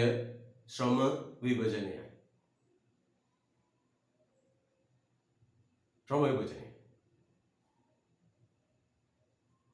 ආයෙ කියන්නම් පුතේ.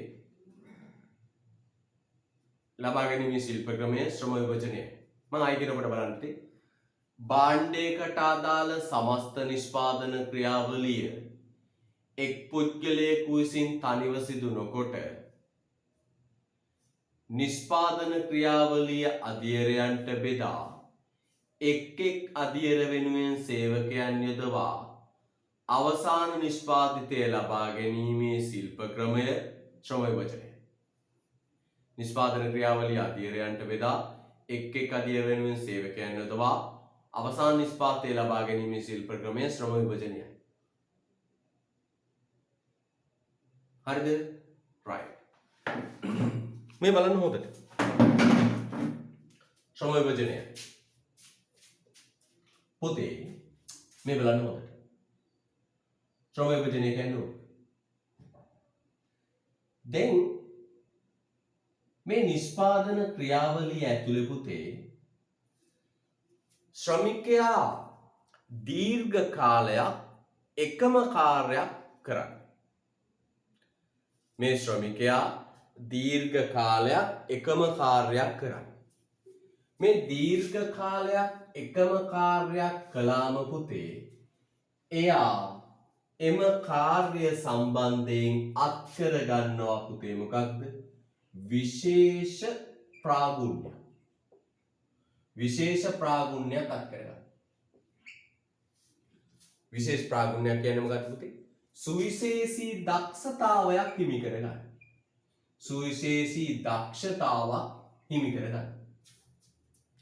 ඕනම දෙයක් දීර්ඝ කාලයක් අඛණ්ඩව කරද්දී ඒ කාර්යයට යා සුවිශේෂී දක්ෂයෙක් බවට පත් වෙනවා. දැන් බලන්නකෝ එකම කාර්යයක දිගින් දිගටම කරාම ඒ කාර්යයට යා සුවිශේෂී දක්ෂයෙක් වෙනවා. එක්ස්පර්ට් කෙනෙක් වෙනවා. අන්න ඒකට අපි නමක් කියනවා ඒ දක්ෂතාවයට කියනවා විශේෂ ප්‍රාගුණ්‍යයක් හිමි කරගන්න. දැන් බලන්නකෝ සරල උදාහරණයක්. දෙනියා යකුරැස්ස පාරේ අවුරුදු 10ක් විතර වැඩ කරන බස් ඩ්‍රයිවර් කෙනෙක්. මොකද වෙන්නේ? එයාට ඒ පාර හොඳට හුරුයි. නේද?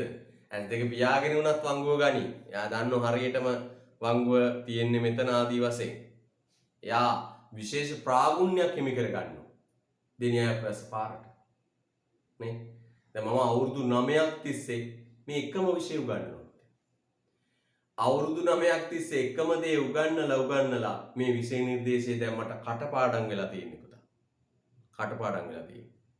පාස් පේපර් එකක් කිව්වම මට අවුරුද්දත් එක්ක කියන්න පුළුවන්. ඒ ඇයි එකම දේ දිගින් දිගටම කළා පුතේ මට දැන් විශේෂ දක්ෂතාවක් තියෙන මේ ටික උගන්නන්න කටපාඩම් වෙලා. අවුරුද්දට 7-8 වතාවක් උගන්නලා. තේරුණා නේද? අන්න විශේෂ ප්‍රාගුණ. ගාමන්ට් එකම දැන් අපි නෝ ගාමන්ට් වල තමයි ශ්‍රම විභජනයේ තියෙන්නේ. මම ඉස්සරහට උගන්වන ගාමන්ට් එකක් අරගෙන උදාහරණයක්. මේ ගාමන්ට් එක ශ්‍රම විභජනය කරාම පුතේ අපි හිතමු රෙදි කපන මිනිස්සයා කියලා. අවුරුදු 10ක් ගාමන්ට් ගියත් හැමදාම කරන රෙදි කපන එක. අවුරුදු 10ක් රෙදි කපනවා කියන්නේ පුතේ එයා අදාළ කාර්යයට සුවිශේෂී දක්ෂයෙක් වෙනවා. ඒ සුවිශේෂී දක්ෂතාවයට කියනවා පුතේ නමක් විශේෂ ප්‍රාගුණ්‍ය. මොකද කියන්නේ පුතේ? විශේෂ ප්‍රාගුණ්‍ය. ඒම හිතලා පුතේ. එහෙනම් නිශ්‍රම විභජනයේ ඇතුලේ පුතේ ශ්‍රමිකයෝ එකම තැන තියලා ඒ අය සුවිශේෂී දක්ෂ බවට පත් කරනවා. අන්න ඒ නිසා පුතේ කියනවා මෙන්න මේ නිර්වචනය කියන. ශ්‍රම විභජනය යනු මේ නිර්වචනය කියනවා කෙටි. ඒක පුතා ටක් ගාලා පාඩම් කරගන්න පුළුවන්. නිෂ්පාදන ක්‍රියාවලිය තුල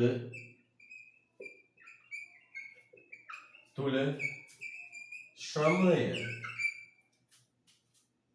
විශේෂ ප්‍රාගුණ්‍යයට ලක් කිරීම ශ්‍රම විභජනයයි. ලක් කිරීම ශ්‍රම විභජනයයි කියලා කියනවා. මොකද කියන්නේ? නිෂ්පාදන ක්‍රියාවලිය තුල ශ්‍රමය විශේෂ ප්‍රාගුණ්‍යයට ලක් කිරීම ශ්‍රම විභජනය. ඇත්තනේ. එකම තැනක තියලා දීර්ඝ කාලයක් වැඩගත්තම ඒ කාර්යයට යා සුවිශේෂී දක්ෂයෙක් වෙනවා. ඒ හිමි කරගන්න දක්ෂතාවයට කියනවා විශේෂ ප්‍රාගුණ්‍ය. එහෙනම් නිෂ්පාදන ක්‍රියාවලිය තුල ශ්‍රමිකයෝ විශේෂ ප්‍රාගුණ්‍යයකට ලක් කරන එක තමයි ශ්‍රම විභජනය ඇතුලේ වෙන්නේ. නැතහොත් කියලා අපට යන්න පුතේ ඒකත් ලියමු නිර්වචනේ. නැතහොත් රතු පෑන ගන්න පුතේ මේක කෙටි නිර්වචනේ මතක තියේවි ගොඩක් වෙලා කල් නැතහොත්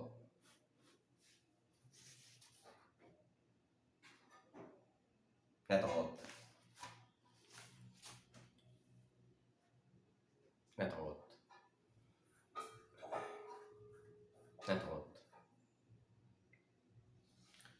නිෂ්පාදන ක්‍රියාවලිය තුල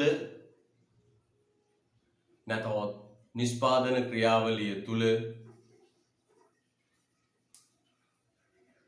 නැතහොත් නිෂ්පාදන ක්‍රියාවලිය තුල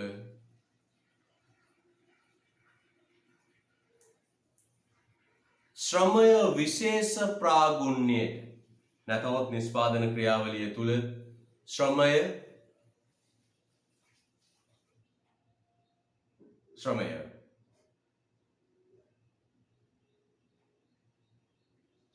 නැතහොත් නිෂ්පාදන ක්‍රියාවලිය තුළ ශ්‍රමය විශේෂ ප්‍රාගුණ්‍යයකට ලක් කිරීම නැතහොත් නිෂ්පාදන ක්‍රියාවලිය තුළ ශ්‍රමය විශේෂ ප්‍රාගුණ්‍යයකට ලක් කිරීම නැතහොත් නිෂ්පාදන ක්‍රියාවලිය තුළ ශ්‍රමය විශේෂ ප්‍රාගුණ්‍යයකට ලක් කිරීම ශ්‍රම විභජනය නැතහොත් නිෂ්පාදන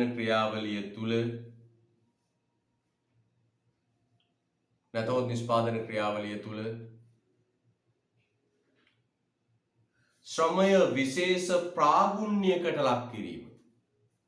ශ්‍රමය විශේෂ ප්‍රාගුණ්‍යයකට ලක් කිරීම ශ්‍රම විභජනය නිෂ්පාදන ක්‍රියාවලිය තුළ ශ්‍රමය විශේෂ ප්‍රාගුණ්‍යයකට ලක් කිරීම ශ්‍රම විභජනය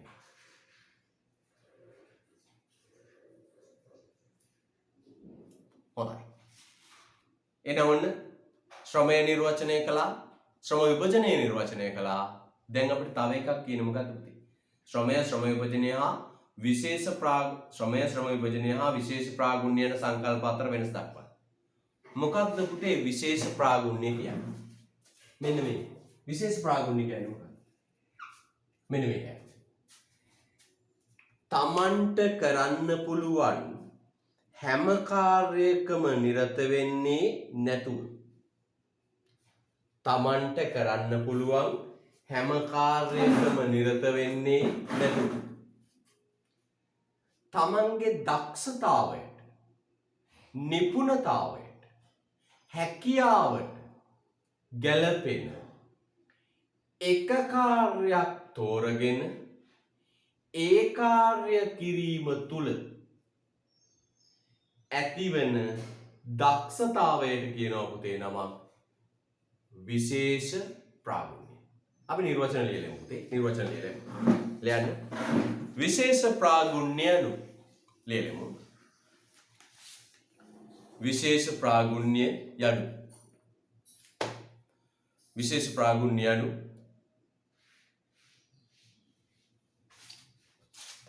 විශේෂ ප්‍රාගුණ්‍ය anu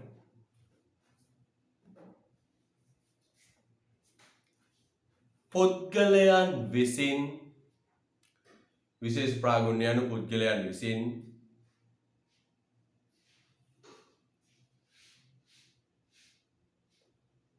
තමන්ට නිරත විය හැකි පුද්ගලයන් විසින් තමන්ට නිරත විය හැකි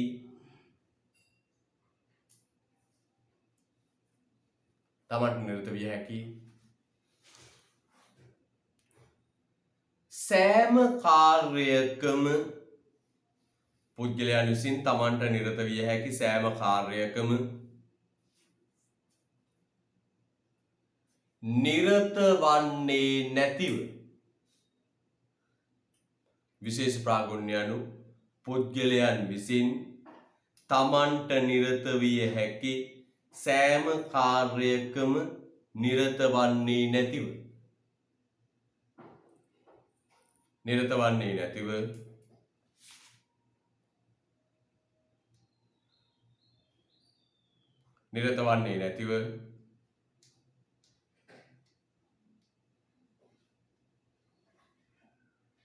රතු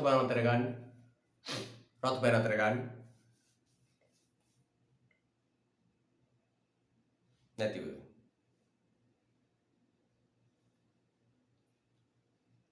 පුද්ගල දක්ෂතාව හා නිපුණතාව මත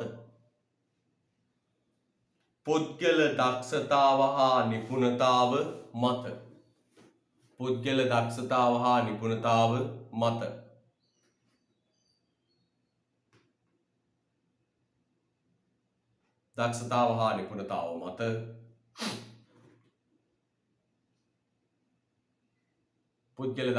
හා නිපුණතාව මත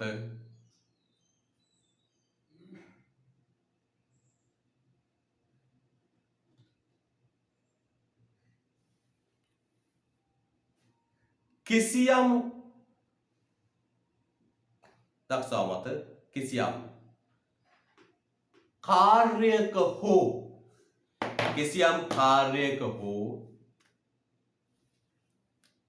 කාර්යක හෝ නිෂ්පාදන ක්‍රියාවලියක කිසියම් කාර්යක හෝ නිෂ්පාදන ක්‍රියාවලියක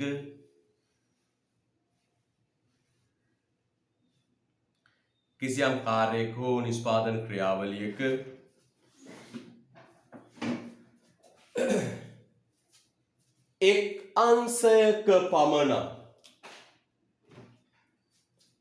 කිසියම් කාර්යයක හෝ නිෂ්පාදන ක්‍රියාවලියක එක් අංශයක පමණක්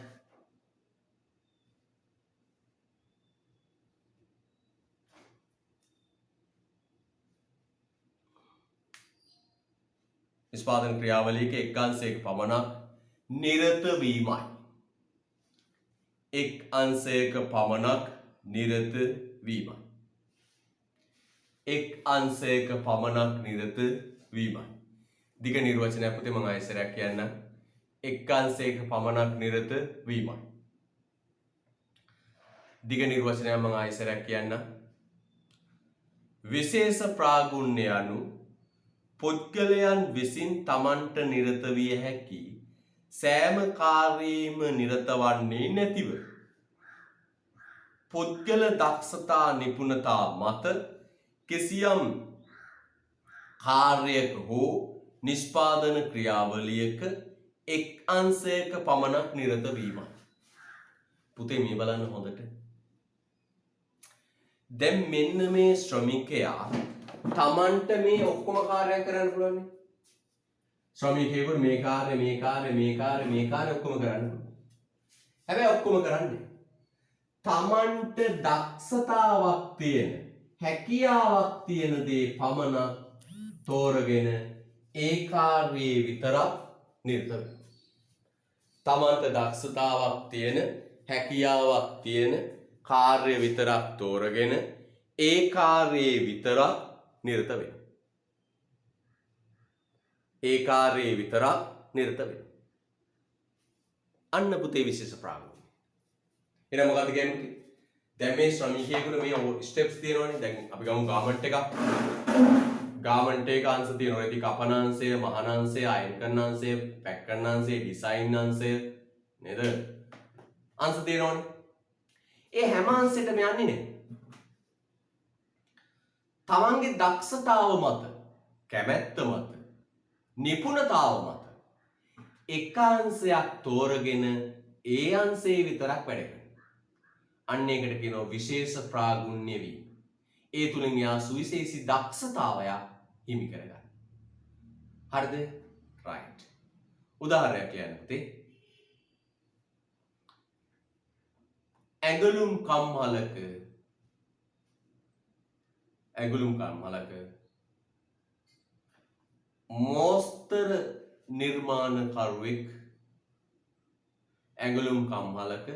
මෝස්තර නිර්මාණකරුවෙක් මොන විශේෂ ප්‍රාගුණ්‍ය.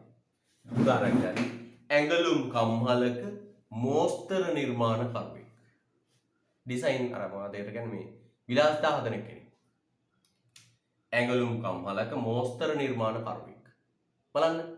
එයා දීර්ඝ කාලයක් මෝස්තර කරලා පැෂන් කරලා එයා හොඳ අවබෝධයක් තියෙනවා ඩිසයින් සම්බන්ධ. තව මේ බලන්න කොහොමද?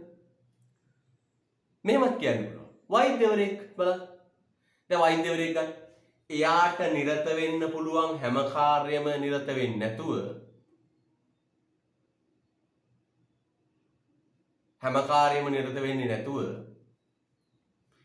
එක කාර්යයක විතරක් නිරත වෙනවා. මොකද වෛද්‍ය උත්තරය මම ගන්නකො මට ඕන තරම් කාර්යයක් කරන්න පුළුවන්. මොනවද? දලු කඩන්න පුළුවන්, නෙලන්න පුළුවන්, තව ෆැක්ටරි එක වැට්ට යන්න පුළුවන්, බැංකුවක වැට්ට යන්න පුළුවන් නේද? කුඹුරු කොටන්න පුළුවන් නේද? AG ඔෆිස් එකේ වැඩට යන්න පුළුවන්. විවිධ කාර්යයන් තියෙනවා. මම හැම කාර්යයක්ම කරන්නේ එකක් තෝරගත්තා. මොකද්ද? ගුරු වෘත්තිය. ගුරු වෘත්තිය තෝරගෙන ඒක කරගෙන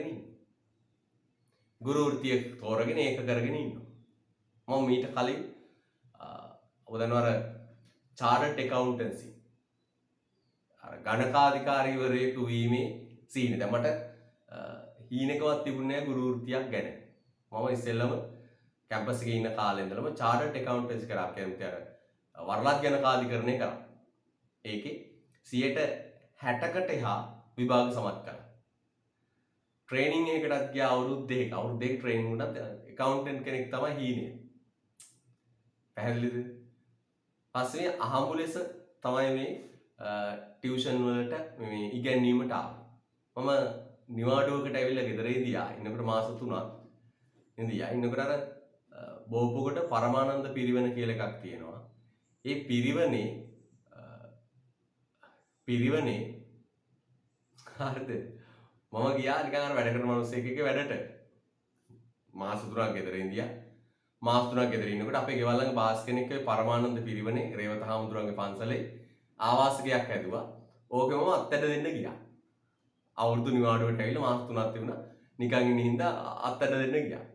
අත්තට දෙන්න ගියාම ඔතන ව්‍යාපාරාධ්‍යයනයේ වේකන්සියක් තිබුණා. මට හාමුදුරුවෝ කිව්වා ඔය හාමුදුරුවෝ දන්නේ නැහැ. ඉතින් පස්සේ ආරංචි ලැබුවා මේ උගන්නන්න වේකන්සියක් තියෙන එන්නකො නිකන් කියලා. මම ඉතින් ඊට පස්සෙන්ද ගියා. ඇති දෙයකට නෙවෙයි නිකන් ගියේ. හරිද නිකන් ගියේ. ගියාලා දවස් දෙකක් ඉගෙනුවා. ඊට පස්සේ ඒ පිරිවනේම ඉඳපු ළමයි ටික කිව්වා පන්තියක් පටන් ගන්න. මම ව්‍යාපාරාධ්‍යයනය ඉගෙනුවේ පිරිවනේ ආර්ථික විද්‍යා පන්තියක් පටන් ගත්තා. ඊට පස්සේ දවස් 7ක් ගියේ නෑ. පොඩි හැම්බිල් කැලක් ගහලා පිටවෙන්දර සදන්න ආයතනයේ පන්තියක් පටන් ගත්තා. පන්තියක් පටන් ගන්න මාසෙකමාරක් යනකොට විශාල ළමයි ප්‍රමාණයක් එකතු වුණා. අපුරැස පිටවෙන්දර දෙනියායෙත් පටන් ගත්ත ඒ කාලේ. මාසයක් ගියේ නෑ පුතා ළමයි 40ක් 50ක් එකතු වුණා පන්තියට. මම කල්පනා කරා දැන් ඇකවුන්ටන්ට් කෙනෙක් වුණොත් පඩිය. ඒ කාලේ හැටියට නම් 80000ක් විතර. යකෝ මේක ඊට වඩා හොඳ තැනක් නේ කියලා මට හිතුණා. එහෙම්ම දිගටම පන්ති කළා. ඊට පස්සේ දකුණු පළාත් ගුරු විභාගෙ ලිව්වා. දකුණු පළාත් ගුරු විභාගේ අංක 1 ගුරු විභාගේ ලකුණු වලින් අංක 1 පත්වීම් දෙද්දි මම තමයි වැඩිම ඉස්සෙල්ලම පත්වීම ගත්තේ මම පත්වීම් දෙන අවස්ථාවේ. එහෙම පල්ලමකට වැටුණා. දැන් ඒක උගන්නගෙන යනවා. දැන් මට accountancy මොනවත් මතක නැහැ. ඒ මාවත සම්පූර්ණයෙන් ඉවරයි. ලක්ෂ ගාණක් වියදම් කරා chartered වලට. ඉවරයි ඒක තමයි. මේසන් බාස් අත්තට දෙන්න ගිහිල්ලා තමයි පුතා මම ගුරු වෘත්තියට ප්‍රවේශ වුණේ. පැහැදිලිද? අත්තට දෙන්න පිරිවෙන්ට ගියා. මේ හීනෙකින් මම ගුරුවරයෙක් වෙන්න ඕන කියලා හිතලා නැහැ. මේසන් බාස් අත්තට දෙන්න ගියා පරමානන්ද පිරිවෙනේ බෝපොගොඩ. ඔය දන්නවත් ඇති. රේවත හාමුදුරන්ගේ පන්සල අත්තට දෙන අතරේ ව්‍යාපාරාධ්‍යයනයට වැස්සා. ඒ බැහැපු බැහිල්ල තමයි මේ තාම දැන් කරගෙන යනවා. හරිද? හරිද? ඔව්. වාස්ත බින්දෙන්න ඕන. හරිද? රයිට්. දැන් හොඳයි. මම හිතනවා accountant කෙනෙක් වුණාට වඩා පොඩි ආදායමක් ගන්න නිදාසේ හොඳ සේවයක් කරගෙන ඉන්නවා. දැන් මම හිතනවා මම ඒකයි තමයි කියන්නේ පුතා දෛවය කියන්නේ. දෛවය කියන්නේ ඒක. දෛවය කියන්නේ ඒක. ඉස්සර මම කාමරේ මේ හොස්ටල් එක ගහන්නේ මම accountant කෙනෙක් වෙලාමයි පස්ස බලන්නේ. එහෙම කියලා ගහගෙන ඉඳ ගැම්මෙන් වැඩ කරා. අන්තිමට ඒව නැහැ. දැන් මේ වෙන පැත්තක ගුරු වෘත්තියක් වෙනවා. යන්න. අන්න පුතේ විශේෂ පාගුණ වෙලා. ගුරුවරේ වෛද්‍යවරයා, ඉංජිනේරුවා. ඒවත් ලියන්න පුතේ උදාහරණ. වෛද්‍යවරයා, ඉංජිනේරුවා, පෙදරේරුවා. වෛද්‍යවරයා, ඉංජිනේරුවා, පෙදරේරුවා. ඔන්න. උදාහරණ. වෛද්‍යවරයා, ඉංජිනේරුවා, පෙදරේරුවා. හොඳයි. එන පුතේ උත්තර. ඔතන පුතේ වෙනස්කම් කියලා අපි නිර්වචන 3යි ඉදිරිපත් කළේ. එතකොට එතන උත්තරය ප්‍රමාණවත්. හරිද? right. ඊළඟ අහනවා පුතේ කිසියම් ආයතනයක් ශ්‍රම විභජනය හා විශේෂීකරණය තවදුරටත් ප්‍රවර්ධනය කිරීමට තීරණය කරයි. කිසියම් ආයතනයක් ශ්‍රම විභජනය හා විශේෂීකරණය තවදුරටත් ප්‍රවර්ධනය කිරීමට තීරණය කරයි. මෙම ක්‍රියාමාර්ගයෙන් ආයතනයට ලබාගත හැකි පිරිවැය හා ප්‍රතිලාභ කවරේද? මේකෙන් ආයතනයට ගන්න පුළුවන් පිරිවැය හා ප්‍රතිලාභ කවරේද කියලා. මේ අහන්නේ පුතේ මෙන්න මේ. පුළුවන් නම් අපනේ කියන්නේ. මේ අහන්නේ පුතේ ශ්‍රම විභජනයේ තියෙන වාසි හා අවාසි. විවිධ විදියට ප්‍රශ්න අහන්න. විවිධ විදියට ප්‍රශ්න අහන්න. මේ තරහ අහන්නේ කොහොමද? අපිට කෙලින්ම ඇහුවනම් ශ්‍රම විභජනයේ වාසි අවාසි ලියන්න කියලා අපි ලියනවනේ. මේ බලන්න කියන හැටි. කිසියම් ආයතනයක් ශ්‍රම විභජනය හා විශේෂීකරණය තවදුරටත් ප්‍රවර්ධනය කිරීමට තීරණය කරයි. මෙම ක්‍රියාමාර්ගයෙන් ආයතනයෙන් ලබාගත හැකි පිරිවැය හා ප්‍රතිලාභ කවරේද? මේ අහන්නේ පුතේ ශ්‍රම විභජනයේ වාසි හා අවාසි. වරහන් ඇතුළේ යන්නේ පුතේ වාසි අවාසි. මේ ශ්‍රම විභජනය කියන ශිල්ප ක්‍රමයේ තියෙන වාසි අවාසි ලියන්න කියලා කියන්නේ. මොකද්ද මේ කියන්නේ පුතේ? ශ්‍රම විභජනයේ තියෙන වාසි අවාසි ලියන්න කියලා කියන්නේ. මම පුතට තා ප්‍රශ්නයක් පෙන්නන්නද විභාග ප්‍රශ්නයක්? මේ බලන්න හොඳට. පෙළන්න 37 වෙනි පිටුව. ටකල් පෙළත්තේ 37 වෙනි පිටුව. 37 වෙනි පිටුවට පෙළන්න.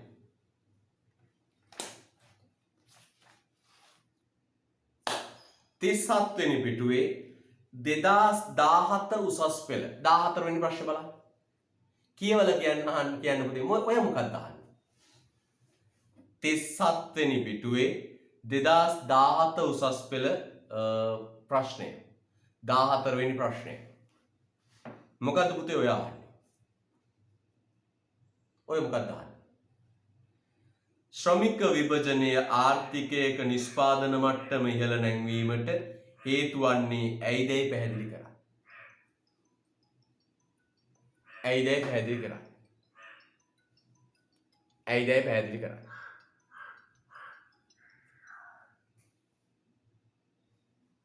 ඔය අහන්නේ මොකක්ද? ඔය අහන්නේ ශ්‍රම විභජනයේ වාසි. නේද?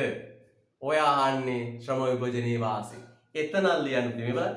ශ්‍රමික විභාජනයේ ආර්ථිකයක නිෂ්පාදන මට්ටම ඉහළ නැංවීමට හේතු වන්නේ ඇයිද? හේතු තුනක් දක්වන්න. ඔය අහන්නෙත් වාසි. වරහන් ඇතුළේ යන ශ්‍රම විභජනයේ වාසි. ඔය අහන්නේ ශ්‍රම විභජනයේ වාසි. තේරෙනව නේද? අන්න ඒක ඇතුලේ ආර්ථික විද්‍යාවේ තියෙන රටාව. කෙලින්ම තියරිය අහනවා නම් අපිට උත්තර දෙන්න පුළුවන්. මොකක් හරි සිද්ධියකට දාලා අම්බරලා රෝල් කරලා දෙන්න. ඒතර අපි දැනගන්න ඕන මතු කරගන්න. දැන් යන්නකො ඉඳපු තැන ප්‍රශ්නෙට. මේ බලන්න. කිසියම් ආයතනයක් ශ්‍රම විභජනයේ තවදුරටත් ප්‍රවර්ධනය කිරීමට තීරණය කරයි. ශ්‍රම විභජනය යොදා ගන්න තීරණය කළා. පස් කියනවා මෙම ක්‍රියාමාර්ගයෙන් ආයතනයට ලබාගත හැකි පිරිවැය හා ප්‍රතිලාභ. චූටි ලියන්න පුතේ. ශ්‍රම විභජනයේ වාසි ප්‍රතිලාභ. පොඩ මාතෘකාවක් වගේ ලියන්න පුතේ. ශ්‍රම විභජනයේ වාසි ප්‍රතිලාභ. ශ්‍රම විභජනයේ වාසි ප්‍රතිලාභ. ශ්‍රම විභජනයේ වාසි ප්‍රතිලාභ.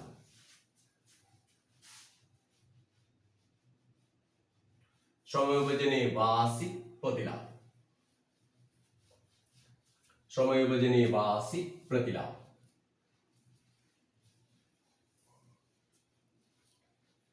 දැක්ක නේද විභාගෙදිත් අහලා තියෙනවා නේ. එහෙනම් වැදගත් නේද පුතේ? වැදගත්. ශ්‍රම විභජනයේ වාසි ප්‍රතිලාභ.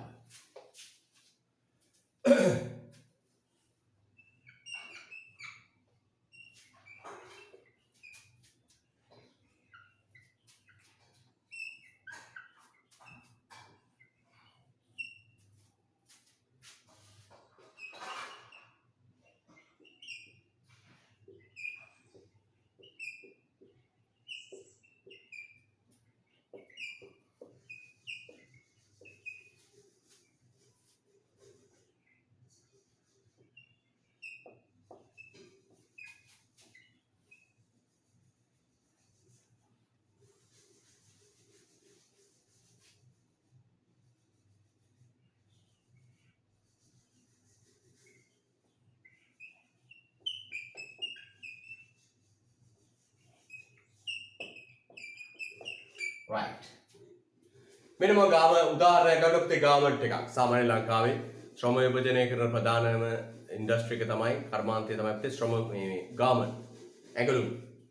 මෙන්න නිෂ්පාදන ක්‍රියාවලිය ඔන්න පුතේ ලස්සනට පෙළ ගැස්සුවා. ෂර්ට් මහනවා කියලා හිතන්න. ෂර්ට් එකක් මහන්නට අදාළ නිෂ්පාදන ක්‍රියාවලිය පිළිවෙලට පෙළ ගැස්සුවා.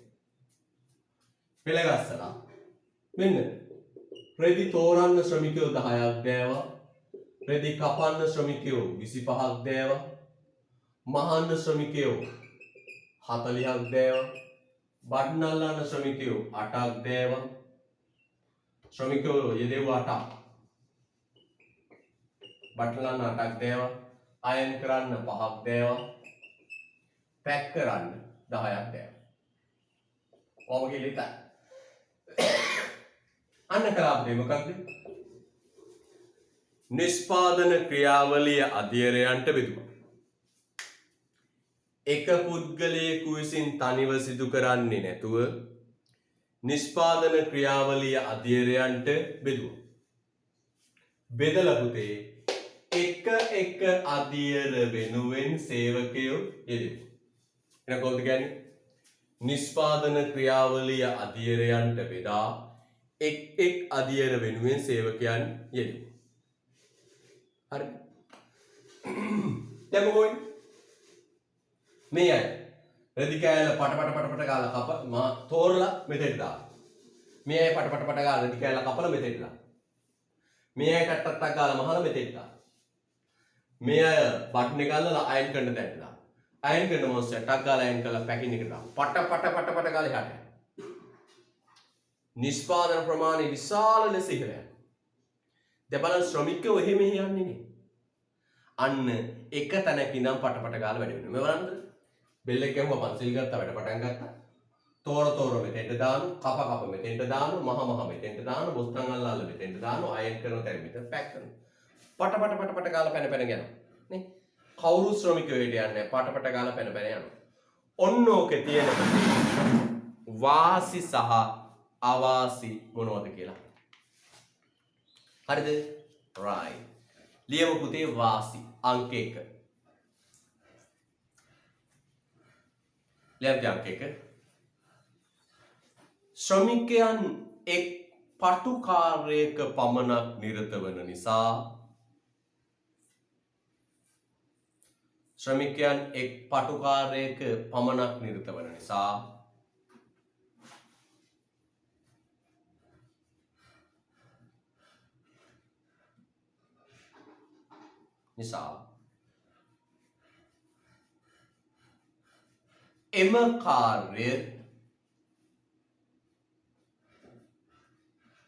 එම කාර්ය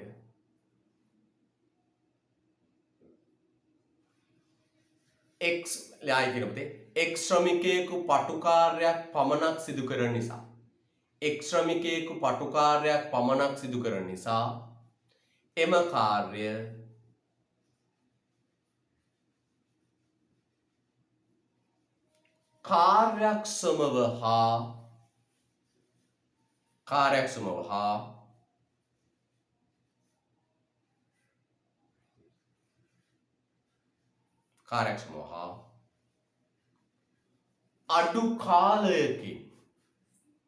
කාර්යක්ෂමව හා අඩු කාලයකින්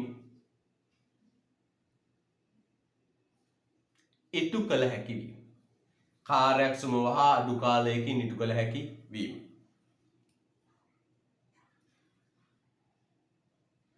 අඩු කාලයකින් ඉටු කළ හැකි වීම.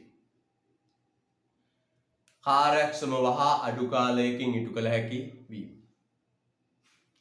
කාර්යක්ෂමව හා අඩු කාලයකින් ඉටු කළ හැකි වීම. කාර්යක්ෂමව හා අඩු කාලයකින් ඉටු කළ හැකි වීම. පොඩි කාර්යයක් කරන්න වේගෙන් කරන්න පුළුවන්. හරිද? right. ඊළඟ ලියන්නේ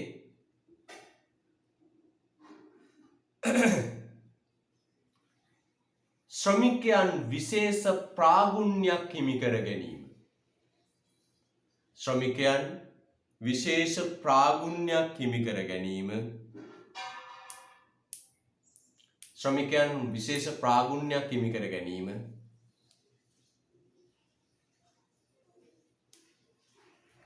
ශ්‍රමිකයන් විශේෂ ප්‍රාගුණ්‍යයක් හිමි කර ගැනීම නිසා ශ්‍රමිකයන් විශේෂ ප්‍රාගුණ්‍යයක් හිමි කර ගැනීම නිසා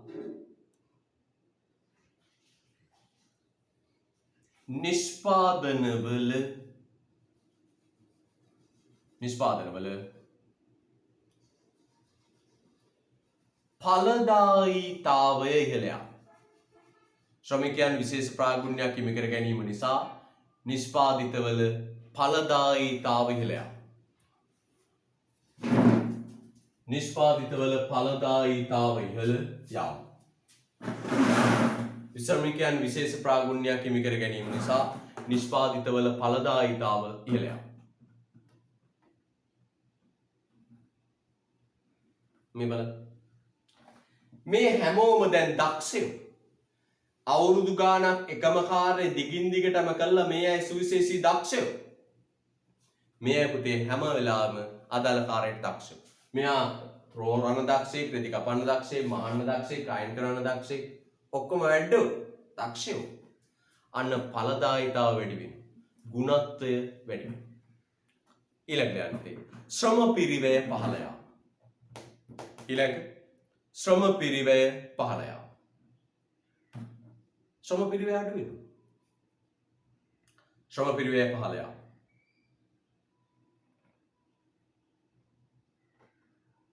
ඊට පස්සේ මේ විදිහට දැන් නිෂ්පාදන ක්‍රියාවලිය තනියම කරනවා නම් සේවකයෝ 2000ක් ඉන්නවනම් ඔන්න අලුත් අයන් එකක් ගෙනාවා කියලා හිතන්න.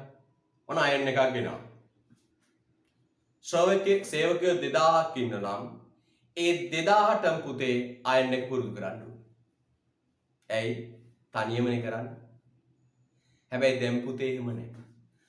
අයන් එක අවශ්‍ය මෙන්න මේ 5 දෙනාට විතරයිනේ. මේ 5 දෙනාට ශනිකව පුරුදු කළා. ඊළඟ දවසේ අයන් එක දෑවා කර්මාන්තශාලාවට. දැන් තනියම කරනවා නම් පුතේ හැමෝම වැඩ කරනවානේ. හැමෝටම අයන් එක පුරුදු කරන්න. හැබැයි එහෙම ඕනේ. දැන් නිෂ්පාදන ක්‍රියාවලිය එක පුද්ගලයෙක් නෙවෙයි කරන්නේ බෙදාගෙන කරන්නේ. දැන් අලුත් අයන් එකක් නම් ඒ අයන් එක පුතේ දානවා අයන් එක පුරුදු කරන්න ඕන 5 දෙනාටයි. අයන් කරන්නේ 5යි. එහෙනම් පුතේ පහසුවෙන් යන්ත්‍ර සූත්‍ර ආදේශ කරන්න පුළුවන්. ලියන්න ඊළඟට. පහසුවෙන් යන්ත්‍ර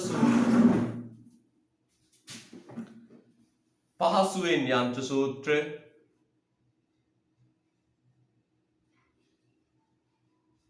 පහසුවෙන් යන්ත්‍ර සූත්‍ර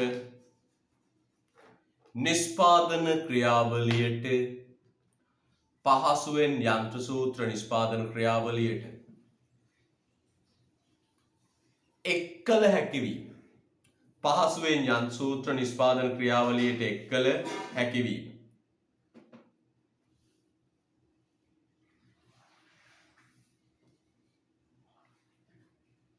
එක්කල හැකිවීම. පහසුවෙන් යන්ත්‍ර සූත්‍ර නිෂ්පාදන ක්‍රියාවලියට එක්කල හැකිවීම. ඊළඟ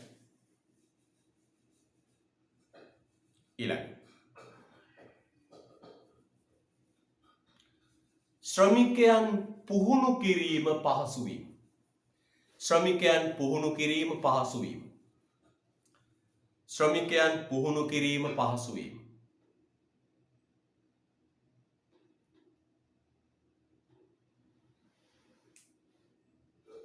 ශ්‍රමිකයන් පුහුණු කිරීම පහසු වීම. ශ්‍රමිකයන් පුහුණු කිරීම පහසු වීම. ශ්‍රමිකයන් පුහුණු කිරීම පහසු වීම. අහන්නකෝ පුතේ. දැන් ෂර්ට් එකම මහන්නේ එක්කෙනෙක් නම් මේ ඔක්කොම ටික එයා ඉගෙන ගන්න ඕනේ. ෂර්ට් එකක් මහන්නේ එක්කෙනෙක් නම් මේ සමස්ත ක්‍රියාවලිය පිළිබඳ එයා දැනගන්න ඕනේ. මහන්න ඉගෙන ගන්න ඕන, කපන්න ඉගෙන ගන්න ඕන, අයන් කරන්න ඉගෙන ගන්න ඕන, බටන් අල්ලන්න ඉගෙන ගන්න ඕන, පැක් කරන්න ඉගෙන ගන්න. ඔය ඔක්කොම ටික ඉගෙන ගන්න යාට මාස 6ක් යනවා. සේවකයෙක් පුහුණු කරගන්න මාස 6ක් විතර යනවා. ඔක්කොම ගන්නන්න බෑ. හැබැයි දැන් පුතේ ශ්‍රම විභජනය ඇතුළේ එහෙම නැහැ. එක කාර්යයනේ කරන්නේ. එයාට ඒක පුරුදු වෙන්න දවස් 2කින් පුළුවන්. පට්ටකාල පුරුදු වෙන්න පොඩි කාර්යයක් නේ. අයන් කරන එක, පැක් කරන එක. අන්න ශ්‍රමිකයන් පහසුවෙන් ආදේශ කරන්න පුළුවන්. දැන් බලන්න හොඳට. ශ්‍රම විභජන නිසා පිරිවැය අඩු. දක්ෂය අතින් බිහිවන නිෂ්පාදනයේ ගුණත්වය වැඩි.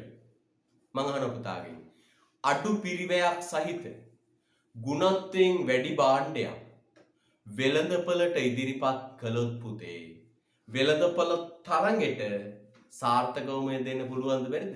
පුළුවන් නේද? පිරිවැය අඩු මිල අඩුවෙන් භාණ්ඩය වෙළඳපළට දුන්නොත් ගුණත්වය වැඩියෙන් තරඟයට සාර්ථකව මුහුණ දෙන්න පුළුවන්. ලියන්න යටින්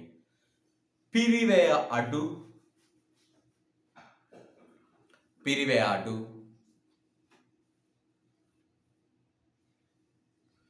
ගුණත්වය වැඩි. පිරිවැය අඩු ගුණත්වය වැඩි. පිරිවැය අඩු ගුණත්වය වැඩි. භාණ්ඩයක් වෙළඳපළට පිරිවැය අඩු ගුණත්වය වැඩි භාණ්ඩයක් වෙළඳපළට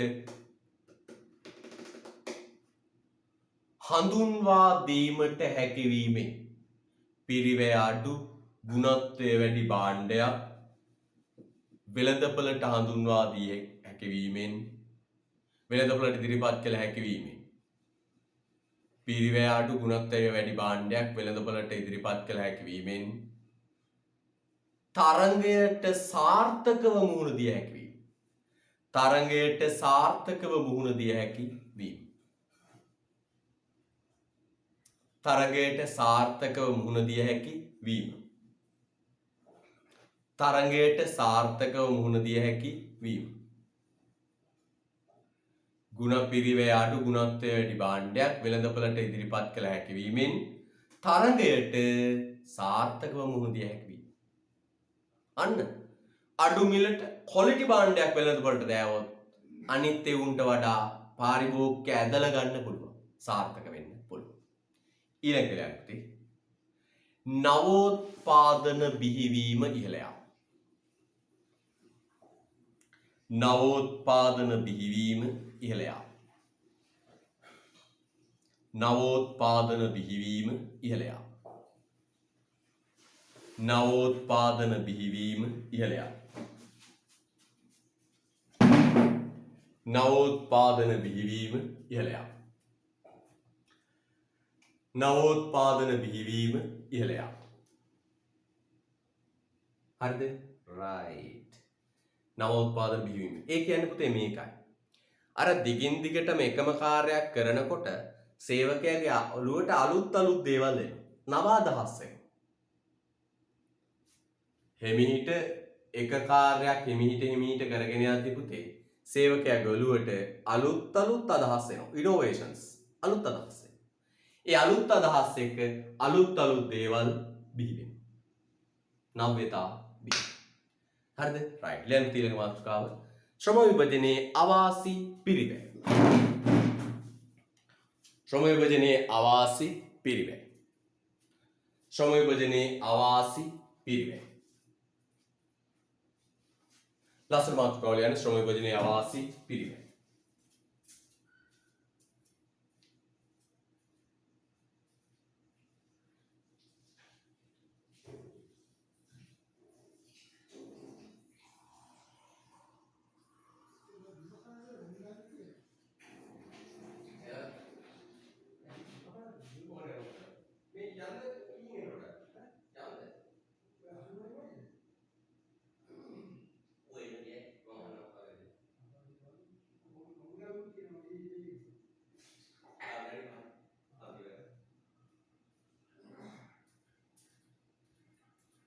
right මොනවද කියන්නේ පුතේ?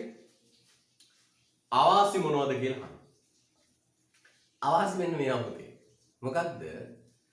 මේ දිගින් දිගටම එකම කාර්යයක් කළාම පුතේ සේවකයා වෘත්තීය රෝගවලට ලක් වෙනවා.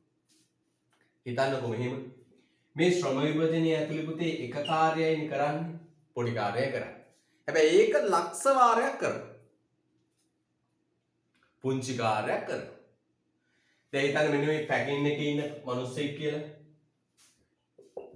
පැකින් එකේ ඉන්න කාන්තාව. එයා මේ කිලෝ 25ක් විතර පැක් කරපු පෙට්ටියක්.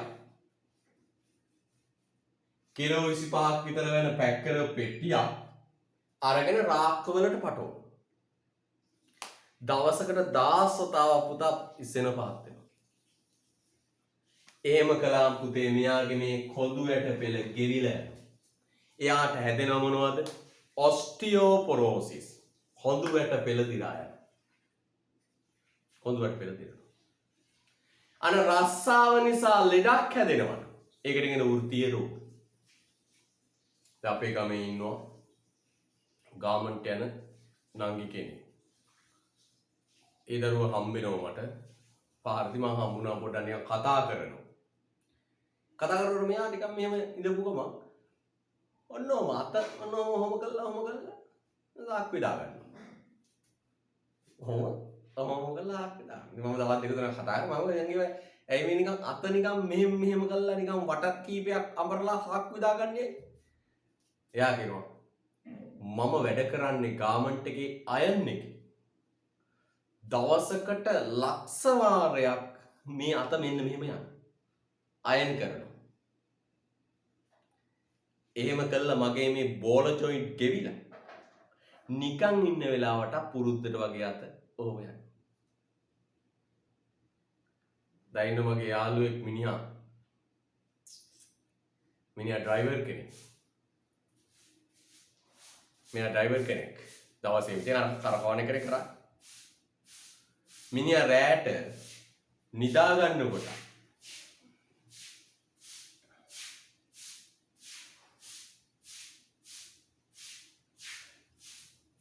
හරිද?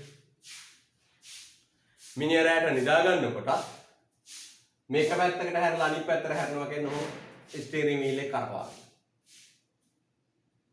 හරිද? ස්ටියරින් වීල් එක කරකවගෙන. පවුල ගහන්නේ පයින්ලු වෙයි මු රැට ඩ්‍රයිවිං කරනවා.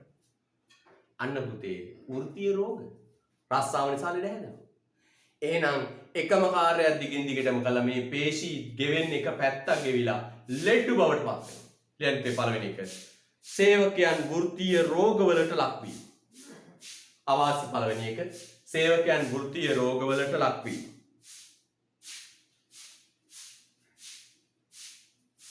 සේවකයන් වෘත්තීය රෝගවලට ලක්වීම. තව විනාඩි 5යි ඉවසලා ඉන්න ඕන පොඩක් ටයිම් අවුට් යනවා විනාඩි 5යි විනාඩි 5 ගැන මොකද්ද තියෙන්නේ රයිට් දෙක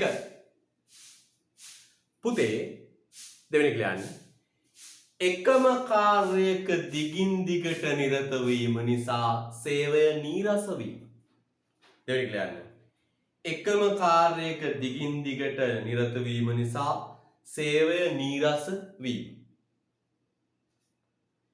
එකම කාර්යයක දිගින් දිගට නිරත වීම නිසා සේවය නීරස වීම එපා වෙනවා. එකම කාර්යයක දිගින් දිගට නිරත වීම නිසා සේවය නීරස වීම. එකම කාර්යයක දිගින් දිගට නිරත වීම නිසා සේවය නීරස වීම. උදේ හිතන්න උදේ 7:00 ඉඳලා 5:00 වෙනකන් එක තැනක වාඩි වෙලා එක තෑරයක් කරොත් රස්සාව ගෝයින් තිත්තයි එපා වෙනවා. සේවය නීරස වීම. සේවය එපා වුණාම පුතේ සේවකයගෙන් වැඩක් නැහැ. සේවකයා හරියට වැඩක් කරන්නේ නැහැ. ඊළඟ ක්ලියර් පුතේ. එක් අංශයක බිඳ වැටීමක් සිදු වුවහොත් එක් අංශයක බිඳ වැටීමක් සිදු වුවහොත්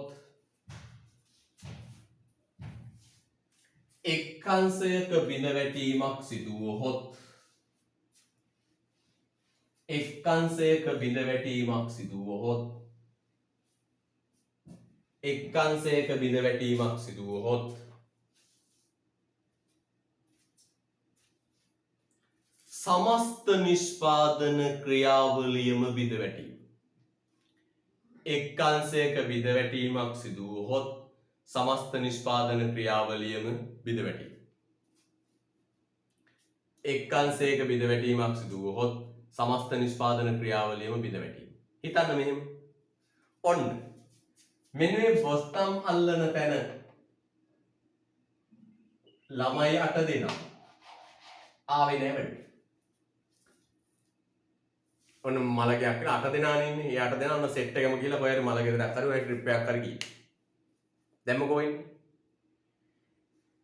ශ්‍රම විභජනය කළාම නිෂ්පාදන අධීර ටික දම්වැලක පුරුක් වගේ එකිනෙක ඇමිනිලා තියෙනවා. ඇමිනිලා හොඳේ. ඇමිනිලා තියෙනවා. දැන් මොකෝ වෙන්නේ? නිෂ්පාදන ක්‍රියාවලියේ අධීර ටික ස්ටෙප්ස් ටික දම්වැලක පුරුක් වගේ ඇමිනිලා තියෙනවා. හරිද? ඇමිනිලා තියෙනවා. දැන් එක අධීරක් බිඳ වැටුනොත් ඔක්කොම ඉවරයි. මේ බලන්න දැන් මොකද වෙන්නේ? එදා දවසේ රෙදි තෝර මෙතෙන්ට දාන, රෙදි මහා මෙතෙන්ට දාන. මෙතනට දාන. මෙතන දැන් බටන් අල්ලන තැන රෙදි කෑලි ටික මොකෝ වෙන්නේ? ගොඩගෙන. අයන් කරන කෙනායි පැක් කරන සෙට් එකයි කොටු පඩිනවා. ඇයි? උන්ට කරන්න වැඩක් නැහැ. අන්න පුතේ එදා දවසේ ගාමන්ට් එකේ මුළු එකම ගාමන්ට් එක වහලා දාන්න වෙන්නේ. ඇයි? එක අධීරක් බිඳ වැටලා. දැන් මෙහෙට කිව්වොත් අපි කරනවා රෙදි මහානායකකින් බටන් අල්ලන්න ඔය රෙදි මහන්තර දෙන්නකින් බටන් අල්ලන්න. එයයි කියනවා අපි බටන් අල්ලන මැෂින් එකේ ස්විච් එක දාන්නවා. අපිට බෑ නිකන් අනතුරු වලට මුහුණ දෙන්න. අපිට බෑ බැලුම් අහන්න. අපිට බෑ. අපි නෝ අයන් කරන කට්ටිය අයන් කට්ටිය කියනවා අපි බටන් අල්ලන මැෂින් එක මීට කලින් අල්ලලවත් නැහැ. ස්විච් එක දාන්න දන්නේ. ඉදි කට්ටයනේ යත්තේ. එහෙම කියලා. මගන්න. අනුගදී ප්‍රශ්න. එක ස්ටෙප් එක අපි දෙවන්නොත් ඔක්කොම ඉවරයි. ඊළඟට යන්නේ. සේවකයන්ට සමස්ත නිෂ්පාදන ක්‍රියාවලිය පිළිබඳ අවබෝධයක් නොමැති වීම. සේවකයන්ට සමස්ත නිෂ්පාදන ක්‍රියාවලිය පිළිබඳ අවබෝධයක් නොමැති වීම නිසා සේවකයන්ට සමස්ත නිෂ්පාදන ක්‍රියාවලිය පිළිබඳ අවබෝධයක් නොමැති නිසා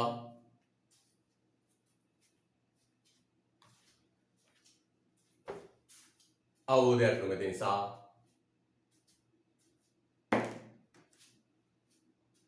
නවරැකියා සොයා ගැනීමේදී ගැටලු මතුවීම. නවරැකියා සොයා ගැනීමේදී ගැටලු මතුවීම. නවරැකියා සොයා ගැනීමේදී ගැටලු මතුවීම. සමස්ත නිෂ්පාදන ක්‍රියාවලිය පිළිබඳ අවබෝධයක් නොමැති නිසා නවරැකියා සොයා ගැනීමේදී ගැටලු මතුවීම. අන්න මේක අපරාධයක්. සේවකයා දන්නේ එක දෙයක් විතරයි. අලුත් රස්සාවකට යන්න ගියාම එයාට අපරාධයක් එක්ස්පීරියන්ස් එක අවුරුදු 10ක් 15ක් පුංචි දෙයක් විතරයි දන්නේ. අලුත් ගාමන්ට් එකෙන් කියන්නේ තවස් දන්නේ පොඩි දෙයක් නේ. ඔය අවුරුදු 10ක් ගාමන්ට් කයට වැඩක් නැහැ. තවස් දන්නේ බටන් අල්ලන්න විතරයි. වැඩක් තියදෝ එහෙම කියලා බයිනවා. හොඳ වැඩේ. නේ රයිට්. ඊළඟ යන්නේ පුද්ගල සංවර්ධනයට බාධා ඇතිවීම. පුද්ගල සංවර්ධනයට බාධා ඇතිවීම.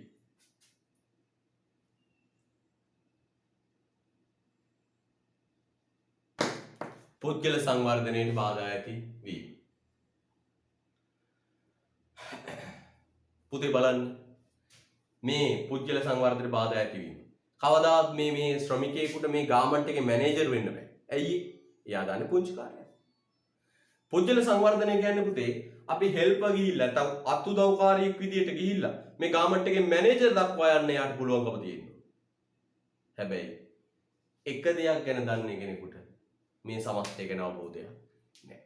එන පුතේ ඔන්න අපි සාකච්ඡා කළේ ශ්‍රම විභජනයේ වාසි අවාසි රිවිෂන් පන්තිය පටන් ගත්ත පළවෙනි දවස. පුතේ මේ විදියටයි රිවිෂන් එක ඉස්සරහට යන්නේ. හරිද? අඩුපාඩු දින අපි සාකච්ඡා කරලා විසඳ ගන්න පුළුවන්. ප්‍රශ්න තියෙනවා අහන්න පුළුවන්. දැන් පන්තිය නතර කරනවා. පුතාගේ ප්‍රශ්න තියෙනවා. පුතාට අහන්න අවස්ථාව මම දෙනවා. එහෙනම් ආයුබෝවන් ප්‍රශ්න තියෙන අය ඔහොම ඉන්න.